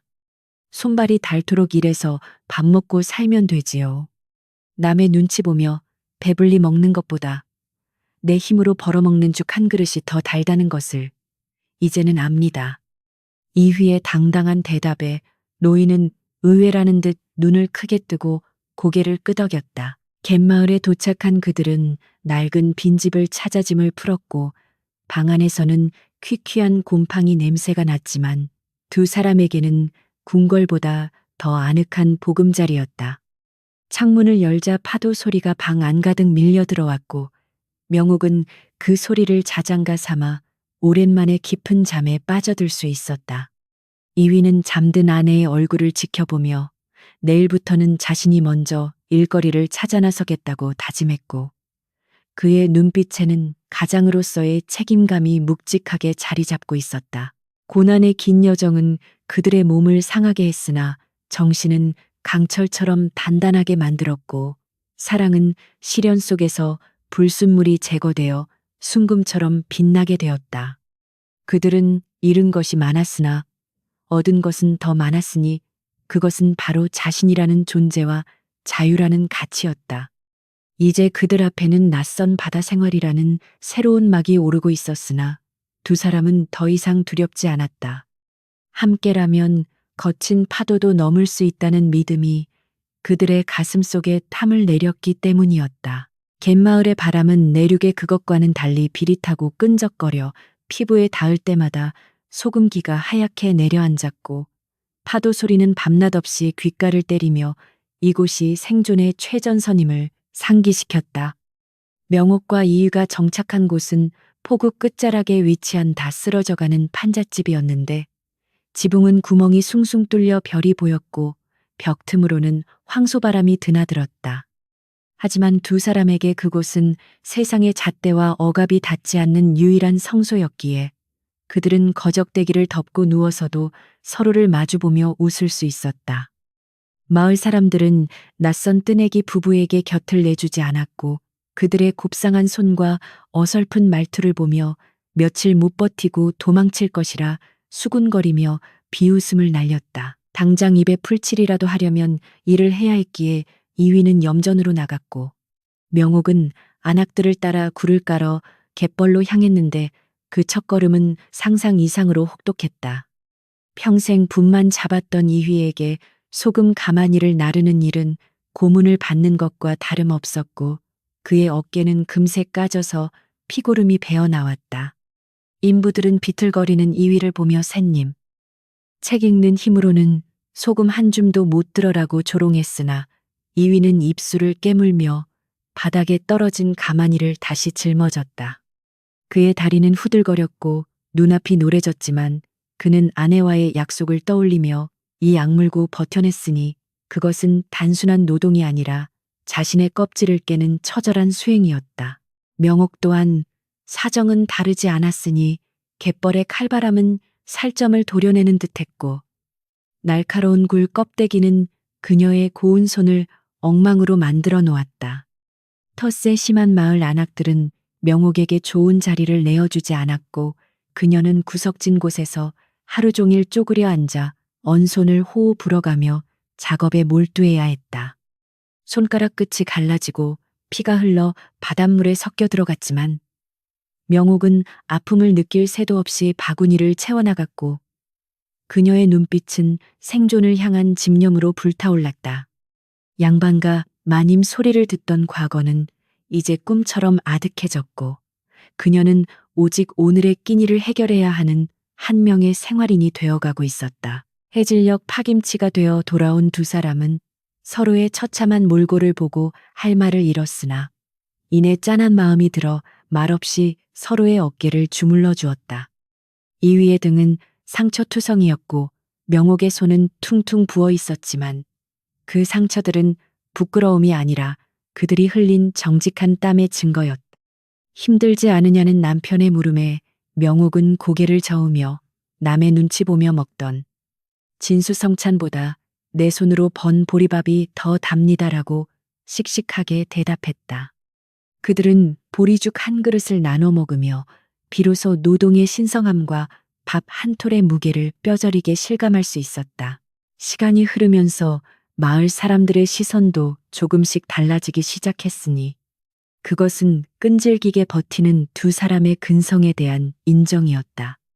이위는 여전히 서툴렀지만 요령을 피우지 않고 묵묵히 제 몫을 해내려 애썼고 쉬는 시간에도 염전 반장에게 일을 배우려 굽실거리는 모습이 사람들의 마음을 움직였다. 명옥 또한 싹싹한 태도로 안악들의 허드렛 일을 도우며 멋진 일을 마다하지 않자 그녀를 경계하던 굴막 할머니도 슬그머니 갓 잡은 생선 한 마리를 쥐어주기도 했다. 그렇게 그들은 이방인이라는 딱지를 떼고 거친 바다 사람들의 일원으로서 서서히 뿌리를 내리기 시작했다. 어느 날 장날이 되어 명옥이 처음으로 받은 품삯을 털어 남편에게 막걸리 한 사발과 돼지비계를 넣은 국밥을 사주었는데 이휘는 그 맛에 감격하여 눈시울을 붉혔다. 내 평생 수많은 술상을 받아보았으나 오늘 이 술맛에 비할 바가 아니구나. 이휘가 목이 메어 말하자 명옥은 그의 거친 손을 잡으며 환하게 웃었다. 양반의 체면 따위는 개나 줘버린 채 저작거리 한복판에서 국밥을 들이키는 남편의 모습이 명옥에게는 세상 그 어떤 호걸보다 듬직하고 멋져 보였다. 그들은 이제 서로를 서방님, 부인이라 부르기보다 휘씨, 명옥씨라 부르며 격식 없는 동반자로서의 삶을 즐기기 시작했다. 바다 생활은 고단했지만 그들에게 전례 없는 자유를 선사했으니 밤이면 파도 소리를 들으며 해변을 거닐었고 누가 볼세라 숨죽일 필요 없이 크게 웃고 떠들 수 있었다. 명옥은 머리를 질끈 동여매고 바지를 걷어올린 채 갯벌을 누볐고 이휘는 상투를 틀어올리는 대신 머리띠를 두르고 땀을 흘렸다. 가문이라는 거대한 감옥에서 탈출한 그들은 비로소 자신들의 본연의 모습을 되찾았고 그 모습은 투박하지만 건강한 생명력으로 넘쳐 흘렀다. 명옥은 수평선을 바라보며 생각했다. 이곳이야말로 진정한 사람 사는 세상이라고. 여기서는 내가 나로서 존재할 수 있다고. 계절이 바뀌어 찬바람이 불기 시작하자 그들은 틈틈이 모은 돈으로 판잣집을 수리했는데 이휘가 서툰 솜씨로 지붕을 얹고 명옥이 흙을 발라 벽을 메웠다. 비록 허름한 집이었지만 그들의 손때가 묻은 보금자리는 세상 그 어느 대궐보다 따뜻하고 안락했다. 방 한가운데 작은 화로를 놓고 둘러앉아 고구마를 구워 먹으며 미래를 이야기하는 시간은 그들에게 더할 나위 없는 행복이었다. 내년에는 작은 배를 하나 사서 고기를 잡아보면 어떨까? 이휘의 엉뚱한 제안에 명옥은 배꼽을 잡고 웃었지만 그 웃음 속에는 희망이라는 단단한 알맹이가 들어있었다. 그러나 평화로운 일상 속에서도 가끔은 불길한 그림자가 스쳐 지나갔으니 장터를 오가는 보부상들의 입을 통해 들려오는 세상 소식이 그러했다. 한양 정세가 어수선하다느니, 어느 대가집이 영모에 휘말려 멸문지화를 당했다느니 하는 흉흉한 소문들이 파도처럼 밀려왔다. 명옥은 애써 그런 소식들에 귀를 막으려 했으나 마음 한구석에 남아있는 불안의 씨앗은 완전히 제거되지 않고 있었다. 과거는 죽은 듯 고요하다가도 불쑥불쑥 고개를 쳐들며 그들의 발목을 잡으려 했기에 명옥은 늘 경계를 늦추지 않았다. 그러던 어느 날 소금을 팔러 읍내에 나갔던 이위가 사색이 되어 돌아왔는데 그의 손에는 낡은 관보 한 장이 들려 있었다. 여보, 큰일 났소. 우리 본가. 아니 그 집안이 난리가 났다고 하오. 이위의 떨리는 목소리에 명옥은 가슴이 철렁 내려앉으며 관보를 낚아채 읽어내려갔다. 거기에는 이씨 가문의 장남이 뇌물수수와 국고 횡령 혐의로 하옥되고 가산이 몰수되었다는 충격적인 내용이 적혀 있었다. 시어머니 김씨 부인이 그토록 지키려 발악했던 가문의 명예가 하루아침에 똥물에 처박힌 꼴이 된 것이었다. 명옥은 멍하니 관보를 내려놓으며 복잡한 감정에 휩싸였는데 그것은 통쾌함이라기보다는 인생 무상에 가까운 허탈함이었다. 그토록 대단한 척을 쓰대던 시댁 식구들이 결국 욕망의 덫에 걸려 파멸했다는 사실은 권불 10년이라는 옛말을 떠올리게 했다. 하지만 이 소식은 곧 그들에게도 또 다른 폭풍이 닥쳐올 수 있음을 암시하는 경고이기도 했으니 몰락한 양반들이 살 길을 찾아 흩어지면 필시끈 떨어진 연신세가 되어 이곳까지 흘러들어올 수도 있기 때문이었다. 이위는 불안한 눈빛으로 우리가 도망친 것을 관하에서 알면 어찌 되오, 혹여 연좌제로 우리까지 잡아들이는 것은 아니오라며 걱정을 쏟아냈다. 명옥은 남편의 손을 꽉 잡으며 단호하게 말했다. 우리는 이미 그들과 인연을 끊은 남남입니다. 호적에서 파내라 소리칠 땐 언제고 이제 와서 가족이라 할 리 없습니다. 그녀는 애써 태연한 척했으나 속마음은 타들어가고 있었다. 평온했던 그들의 바다 마을에도 서서히 먹구름이 몰려오고 있음을 본능적으로 직감했기 때문이었다. 그날 밤 명옥은 잠들지 못하고 밖으로 나와 밤바다를 응시했는데 검은 파도는 마치 성난 짐승처럼 으르렁거리고 있었다. 그녀는 가슴속에 묻어두었던 은장도를 꺼내 달빛에 비추어 보며 다시 한번 마음을 다잡았다. 누가 와도 어떤 시련이 닥쳐도 기필코 지켜낸 이 자유를 빼앗기지 않으리라.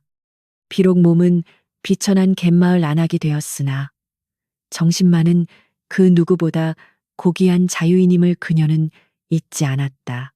다음 날 아침마을 어귀가 소란스러워 나가보니 웬 낯선 무리가 누더기를 걸친 채 비틀거리며 마을로 들어서고 있었다.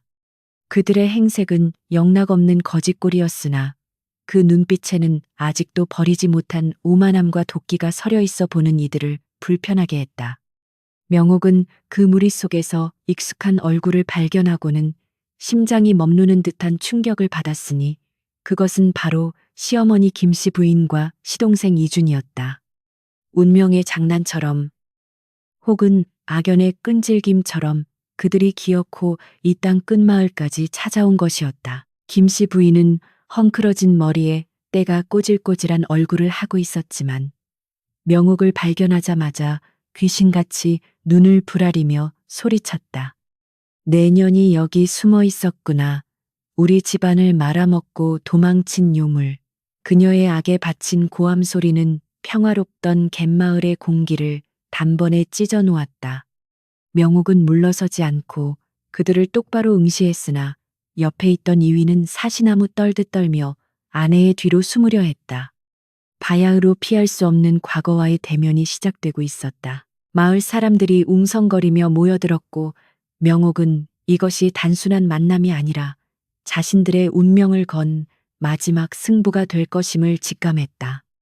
그녀는 주먹을 꽉 쥐고 한 발짝 앞으로 내디디며 차가운 목소리로 말했다. 여기는 당신들이 행세할 안방이 아닙니다. 당장 돌아가십시오. 명옥의 서슬퍼런 일갈에 김씨 부인은 잠시 움찔했으나 이내 독사를 품은 눈으로 달려들 기세를 보였다. 바다에서 불어오는 바람이 더욱 거세졌고 갈매기들이 불길하게 울어대며 하늘을 맴돌았다. 새로운 삶의 터전이었던 이 갯마을이 이제는 과거의 망령들과 싸워야 할 전쟁터로 변하고 있었다. 명옥은 남편의 손을 다시 한번 굳게 잡으며 마음속으로 주문을 외웠다. 나는 며느리도 노비도 아니다. 나는 전명옥이다. 그녀의 눈빛은 흔들리지 않는 등대처럼 강렬하게 빛나고 있었다. 김씨 부인의 표독스러운 고함 소리가 갯마을의 평온한 공기를 찢어발기자 모여든 마을 사람들은 웅성거리며 이 낯선 거짓대를 경계의 눈초리로 훑어내리기 시작했다. 명옥은 마치 벼락을 맞은 듯 잠시 휘청거렸으나 이내 입술을 깨물며 중심을 잡고 시어머니의 광기 어린 눈빛을 피하지 않고 똑바로 마주 보았다. 예전 같으면 사시나무 떨듯 고개를 숙이고 죄인처럼 빌었을 테지만 지금 명옥의 발밑에는 자신이 직접 다진 단단한 삶의 터전이 있었기에 더 이상 물러설 곳도 이유도 없었다. 그녀의 눈에 비친 시어머니는 호랑이 같은 위엄을 잃은 지 오래였고 그저 배고픔과 도끼에 찌든 초라한 노파에 불과하다는 사실이 명옥을 서글프면서도 냉정하게 만들었다. 시동생 이준이 어머니의 기세에 편승하여 앞으로 나서며 형수님, 어찌 시어머니를 보고도 인사를 올리지 않는단 말이오. 예법도 잊으셨소. 라고 호통을 쳤으나 그 목소리는 백구레에서 나오는 힘이 빠져 앵앵거리는 모기 소리처럼 들렸다. 명옥은 코웃음을 치며 예법이라니요. 도련님, 양반의 법도는 기와집 담장 안에서나 찾으시지요. 이곳은 땀 흘려 일하지 않는 자는 먹지도 못하는 곳입니다라고 싸늘하게 대꾸했다. 이주는 명옥의 당당한 태도에 말문이 막혀 뻐끔거렸고 그의 누더기 옷 사이로 드러난 앙상한 손목은 그들이 그동안 얼마나 처참하게 몰락했는지를 여실히 보여주고 있었다. 김씨 부인은 며느리의 대꾸에 분기탱천하여 지팡이를 휘두르며 달려들려 했으나 그때 명옥의 뒤에 숨어있던 이위가 불쑥 앞으로 나서며 어머니의 앞을 가로막았다. 어머니 그만하십시오. 이제 제발 그만 좀 하십시오. 이위의 절규에 가까운 외침은 좌중을 압도했고 김씨 부인은 믿었던 아들의 반항에 충격을 받아 얼어붙은 듯 멈춰섰다. 내 놈이 어미를 막아서는 게냐, 천한 계집의 치마폭에 쌓여 천륜을 저버리겠다는 게냐. 김씨 부인의 손이 부들부들 떨렸으나 이위의 눈빛은 슬픔을 넘어선 단호함으로 빛나고 있었다. 천륜을 저버린 것은 제가 아니라 자식들을 욕망의 제물로 삼은 어머니이십니다. 가문이 망하고 쫓겨나신 지금도 그 헛된 자존심을 버리지 못하셨습니까? 이위의 목소리는 떨렸지만 명확했고 그것은 평생을 억눌려 살아온 아들이 처음으로 토해내는 피맺힌 독립 선언이었다. 마을 사람들은 이 기막힌 패륜과 반전의 드라마를 숨죽여 지켜보았고 굴막 할머니가 혀를 차며 춥춥 자식 이기는 부모 없다더니 저 꼴 좀 보게라고 중얼거렸다. 김씨 부인은 다리에 힘이 풀려 바닥에 주저앉았고 땅을 치며 통곡하기 시작했는데 그 울음소리는 가문의 몰락을 애도하는 장송곡처럼 처량하게 울려 퍼졌다. 명옥은 주저앉은 시어머니를 내려다보며 묘한 감정에 휩싸였는데 그것은 통쾌한 승리감이라기보다는 한때 태산처럼 거대해 보였던 존재가 먼지처럼 작아지는 것을 목격하는 허무함이었다. 그녀가 두려워했던 것은 김씨 부인 자체가 아니라 그녀가 휘두르던 권위와 시스템이었으나 이제 그 권위가 사라진 자리에 남은 것은 그저 늙고 병든 한 인간일 뿐이었다. 명옥은 한숨을 내쉬며 여기서 이러지 마시고 일어나십시오. 동네 사람들 보기 부끄럽지도 않으십니까? 라고 말하며 손을 내밀었으나 김씨 부인은 그 손을 뿌리치며 독서를 뱉었다. 하지만 뱃속에서 들려오는 꼬르륵 소리는 양반의 체면보다 더 정직했으니 김씨 부인과 이주는 얼굴이 붉어지며 고개를 숙일 수밖에 없었다. 명옥은 그 비참한 소리를 듣고 마음속에 남아있던 마지막 미움의 찌꺼기마저 씻겨 내려가는 것을 느꼈고, 이제는 그들이 증오의 대상이 아니라 연민의 대상임을 깨달았다. 배가 고프신 모양이니 밥은 드리겠습니다. 허나 며느리로서 올리는 진지가 아니라 지나가는 과객에게 베푸는 적선이라 생각하십시오. 명옥의 말은 차가웠으나 그 안에는 인간으로서의 최소한의 도리가 담겨 있었다. 명옥이 부엌으로 들어가 보리밥에 된장국을 말아내오자 김씨 부인과 이주는 체면도 잊은 채 허겁지겁 숟가락을 들고 달려들었다.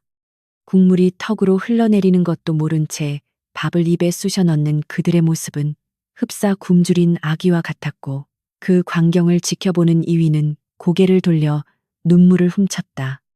한때 사내진미가 아니면 수저를 들지 않던 어머니가 개밥 같은 죽을 탐하는 모습은 가문의 완벽한 패배이자 현실 앞에서의 처절한 항복 선언이었다.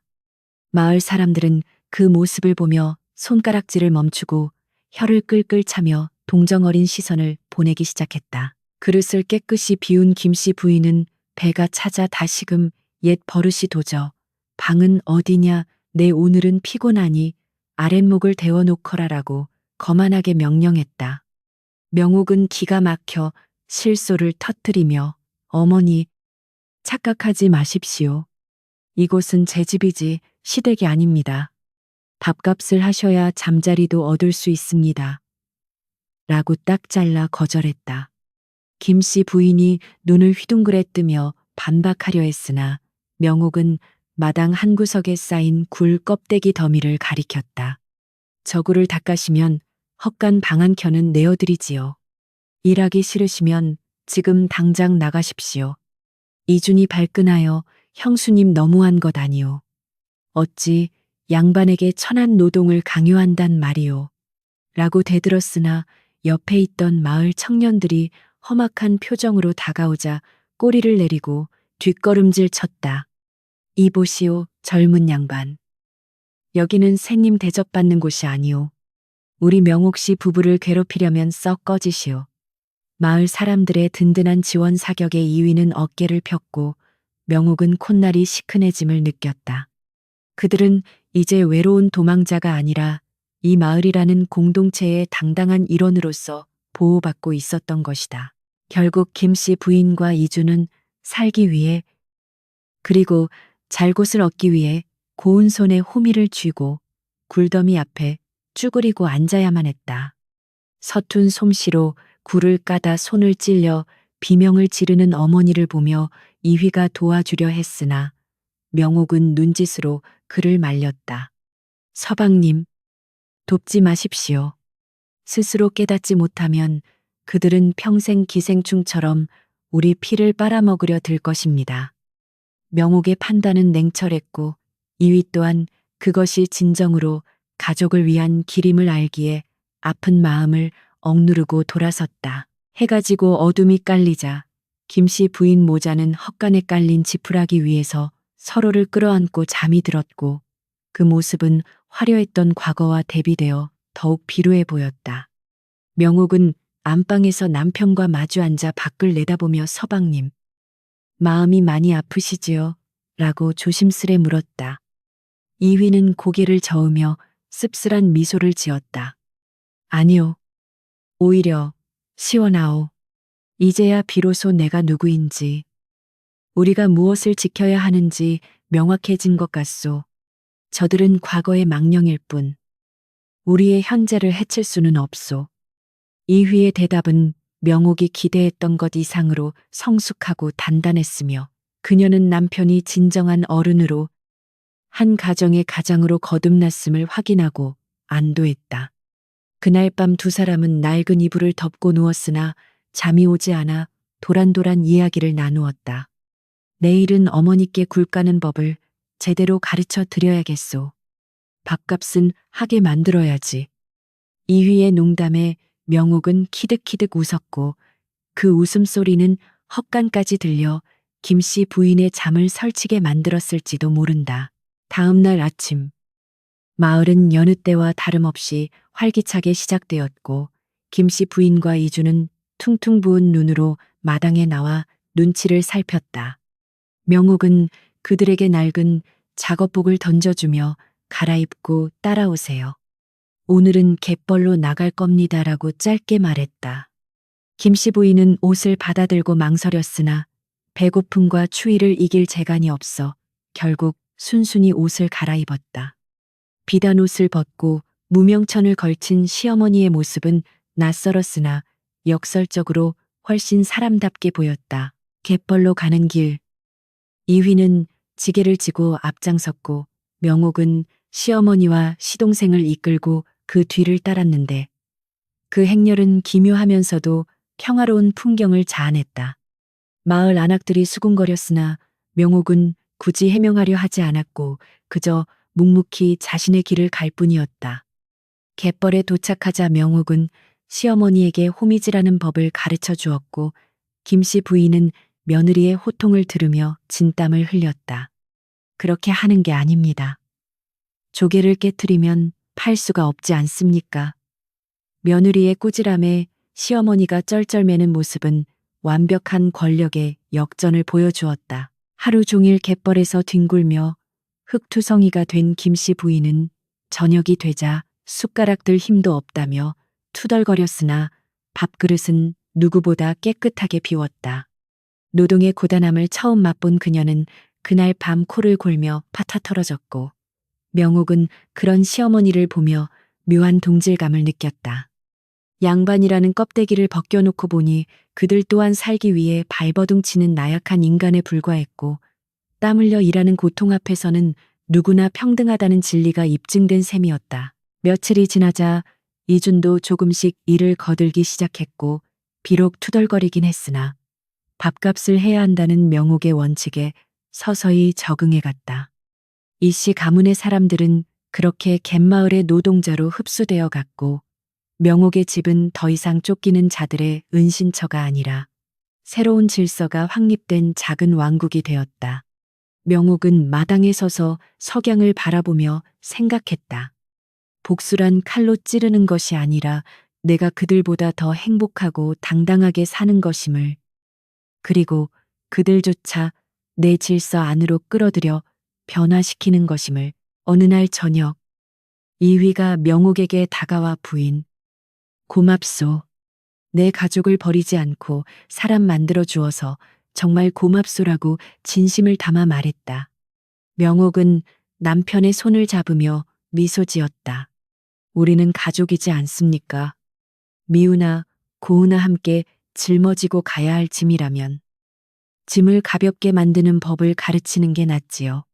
두 사람은 서로를 바라보며 깊은 신뢰를 확인했고 그들의 등 뒤로 펼쳐진 바다는 황금빛으로 물들며 찬란하게 빛나고 있었다. 어둠이 내린 갯마을에는 파도 소리만이 가득했으나 명옥의 마음속에는 더 이상 불안이나 원망의 파도가 치지 않았다. 그녀는 이제 완전히 승리했음을 확신했다. 시어머니를 굴복시킨 것은 며느리의 도끼가 아니라 정직한 땀과 삶을 대하는 진정성이었으며 그것이 바로 이 길고 긴 터널의 끝에서 만난 빛이었다. 그 빛은 눈이 부시도록 아름다웠고 명옥은 그 빛 속으로 한 발짝 더 당당하게 걸어 들어갔다. 이제 마지막 장만이 남았으니 그것은 갈등의 봉합을 넘어 진정한 자유인으로서의 비상을 확인하는 시간이 될 것이다. 명옥은 잠든 남편의 얼굴을 쓰다듬으며 내일 뜰 태양을 기다렸고 그녀의 가슴 속에서는 희망이라는 이름의 벅찬 감동이 물결치고 있었다. 길고 험했던 여정의 끝에 비로소 안식이 찾아왔고 그 안식은 누가 준 것이 아니라 그녀 스스로 쟁취한 고귀한 전리품이었다. 세월은 유수와 같이 흘러 갯마을의 풍경도 어느덧 계절을 여러 번 갈아입었으나 명옥의 눈빛은 세월의 풍파에 깎이기는커녕 더욱 단단하고 매끄러운 몽돌처럼 빛나고 있었다. 이제 그녀는 갯벌에서 조개를 캐는 안악을 넘어 마을의 대소사를 관장하고 어물전의 시세를 좌지우지하는 여장부로 거듭나 있었다. 사람들은 더 이상 그녀를 도망쳐온 양반댁 며느리라 부르지 않았고 명옥 행수라 부르며 그녀의 지혜와 결단력을 따랐으니 이는 가문의 배경 없이 오롯이 그녀 자신의 능력으로 일구어낸 명예였다. 낡은 판잣집은 번듯한 기와집으로 바뀌었고 마당에는 말리는 생선들이 풍요롭게 널려 있었으나 명옥은 여전히 거친 무명옷을 입고 일터의 가장 앞자리를 지켰다. 이위 또한 몰라보게 변하였으니 그의 얼굴은 검게 그을려 건강한 구릿빛을 띠었고 가늘었던 팔뚝에는 밧줄을 당기며 생긴 근육이 단단하게 자리 잡고 있었다. 그는 이제 붓 대신 노를 잡는 것이 더 익숙한 뱃사람이 되어 있었고 파도의 흐름을 읽고 바람의 방향을 가늠하는 눈은 예전의 공자왈, 맹자왈 하던 시절보다 훨씬 생기가 넘쳤다. 그는 만선 깃발을 꽂고 항구로 돌아올 때마다 호탕하게 웃음을 터뜨렸는데 그 웃음소리에는 가문의 억압에 눌려 살던 시절에는 결코 낼 수 없었던 자유인의 기백이 서려 있었다. 부부는 저녁이면 마주 앉아 막걸리 잔을 기울이며 지난날의 고생을 안주 삼아 이야기했고 그들의 대화에는 더 이상 한숨이나 원망이 끼어들 틈이 없었다. 한때 호랑이 시어머니로 군림했던 김씨 부인은 이제 허리가 굽은 꼬부랑 할머니가 되어 양지 바른 마당 한 구석에서 그물을 손질하는 것이 일과가 되었다. 처음에는 손에 물 한 방울 묻히는 것을 죽기보다 싫어했으나 이제는 일하지 않는 자, 먹지도 말라는 명옥의 가훈이 뼛속 깊이 각인되어 누가 시키지 않아도 제 몫을 해내려 애썼다. 그녀는 가끔 먼 바다를 바라보며 회한에 잠기기도 했으나 며느리가 차려주는 따뜻한 밥상 앞에서는 맛이 좋구나라며 넌지시 고마움을 표하기도 했다. 그것은 과거의 권위를 모두 내려놓은 자만이 보일 수 있는 항복이자 동시에 가족이라는 울타리 안에서의 화해였다. 시동생 이준 역시 개과천선하여 형을 도와 배를 타기 시작했는데 처음에는 뱃멀미로 고생을 했으나 이제는 제법 뱃사람 태가 나서 마을 처녀들에게 눈길을 받기도 했다. 그는 도박과 술로 가산을 탕진했던 과거를 부끄러워하며 형수 명옥 앞에서는 여전히 고개를 숙였으나 그 태도는 비굴함이 아닌 진심 어린 존경의 표시였다. 명옥이 이 집안의 기둥이자 자신들을 사람구실하게 만들어준 은인임을 그 누구보다 잘 알고 있었기 때문이었다. 이씨 가문의 남자들은 명옥이라는 태양을 중심으로 공전하는 행성들처럼 그녀의 질서 안에서 비로소 제 자리를 찾고 안정을 누리게 된 셈이었다. 어느 맑은 봄날 명옥은 만삭의 몸을 이끌고 마을 뒷산 언덕에 올라 아래를 내려다 보았는데 배닐 나가는 남편의 배가 하얀 포마를 일으키며 나아가는 모습이 장관이었다. 뱃속의 아이가 발길질을 하자 명옥은 부른 배를 어루만지며 미소 지었고 이 아이만큼은 반상이나 적서의 차별이 없는 세상에서 자유롭게 키우겠노라 다짐했다. 과거 자신을 초감해왔던 며느리라는 굴레나 여자라는 한계는 이 아이에게는 그저 옛날 이야기 속에 호랑이 담배 피우던 시절의 전설처럼 들리게 할 것이었다. 바람이 불어와 그녀의 치마폭을 날렸고 명옥은 폐부 깊숙이 시원한 바닷바람을 들이마시며 완전한 해방감을 맛보았다. 그날 저녁 온 가족이 둘러앉은 저녁상에는 갓 잡은 싱싱한 생선회와 해물탕이 푸짐하게 차려졌고 웃음꽃이 만발했다. 김씨 부인이 숟가락을 들며 옛날에 비하면 천한 밥상이지만 맛은 임금님 수라상 부럽지 않구나라고 농담을 던지자 이위와 이준이 박장대소하며 분위기를 돋우었다. 명옥은 그 모습을 지켜보며 가슴 한구석이 뭉클해짐을 느꼈으니 이것이 바로 자신이 그토록 원했던 사람 사는 집의 풍경이었기 때문이었다. 격식과 체면 때문에 숨조차 크게 쉬지 못했던 지옥 같은 기와집보다 비린내 나는 이 판잣집이 100번 1000번 더 고귀하고 아름다웠다. 식사를 마친 후 명옥과 이위는 밤바다를 거닐었는데 달빛이 바다 위에 길을 내어주고 파도는 그들의 발치에서 부서지며 축복의 노래를 불렀다. 이위는 아내의 손을 꼭 잡고 부인. 만약 그때 당신이 나를 데리고 나오지 않았다면 나는 지금쯤 어찌 되었겠소. 아마 숨만 붙어 있는 송장이었을 것이오. 라고 회상했다. 명옥은 남편의 어깨에 머리를 기대며 우리는 서로를 구한 것입니다. 서방님이 저를 믿고 따라와 주지 않으셨다면 저 또한 여기까지 오지 못했을 것입니다. 라고 답했다. 두 사람 사이에는 끈끈한 전우애를 넘어선 깊은 사랑과 신뢰가 강물처럼 흐르고 있었다.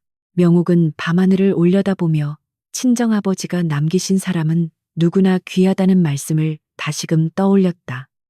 양반이라 귀한 것이 아니고 천민이라 천한 것이 아니라 자신의 삶을 스스로 개척하고 땀 흘려 책임지는 자만이 진정으로 귀한 존재임을 그녀는 온몸으로 증명해 보였다.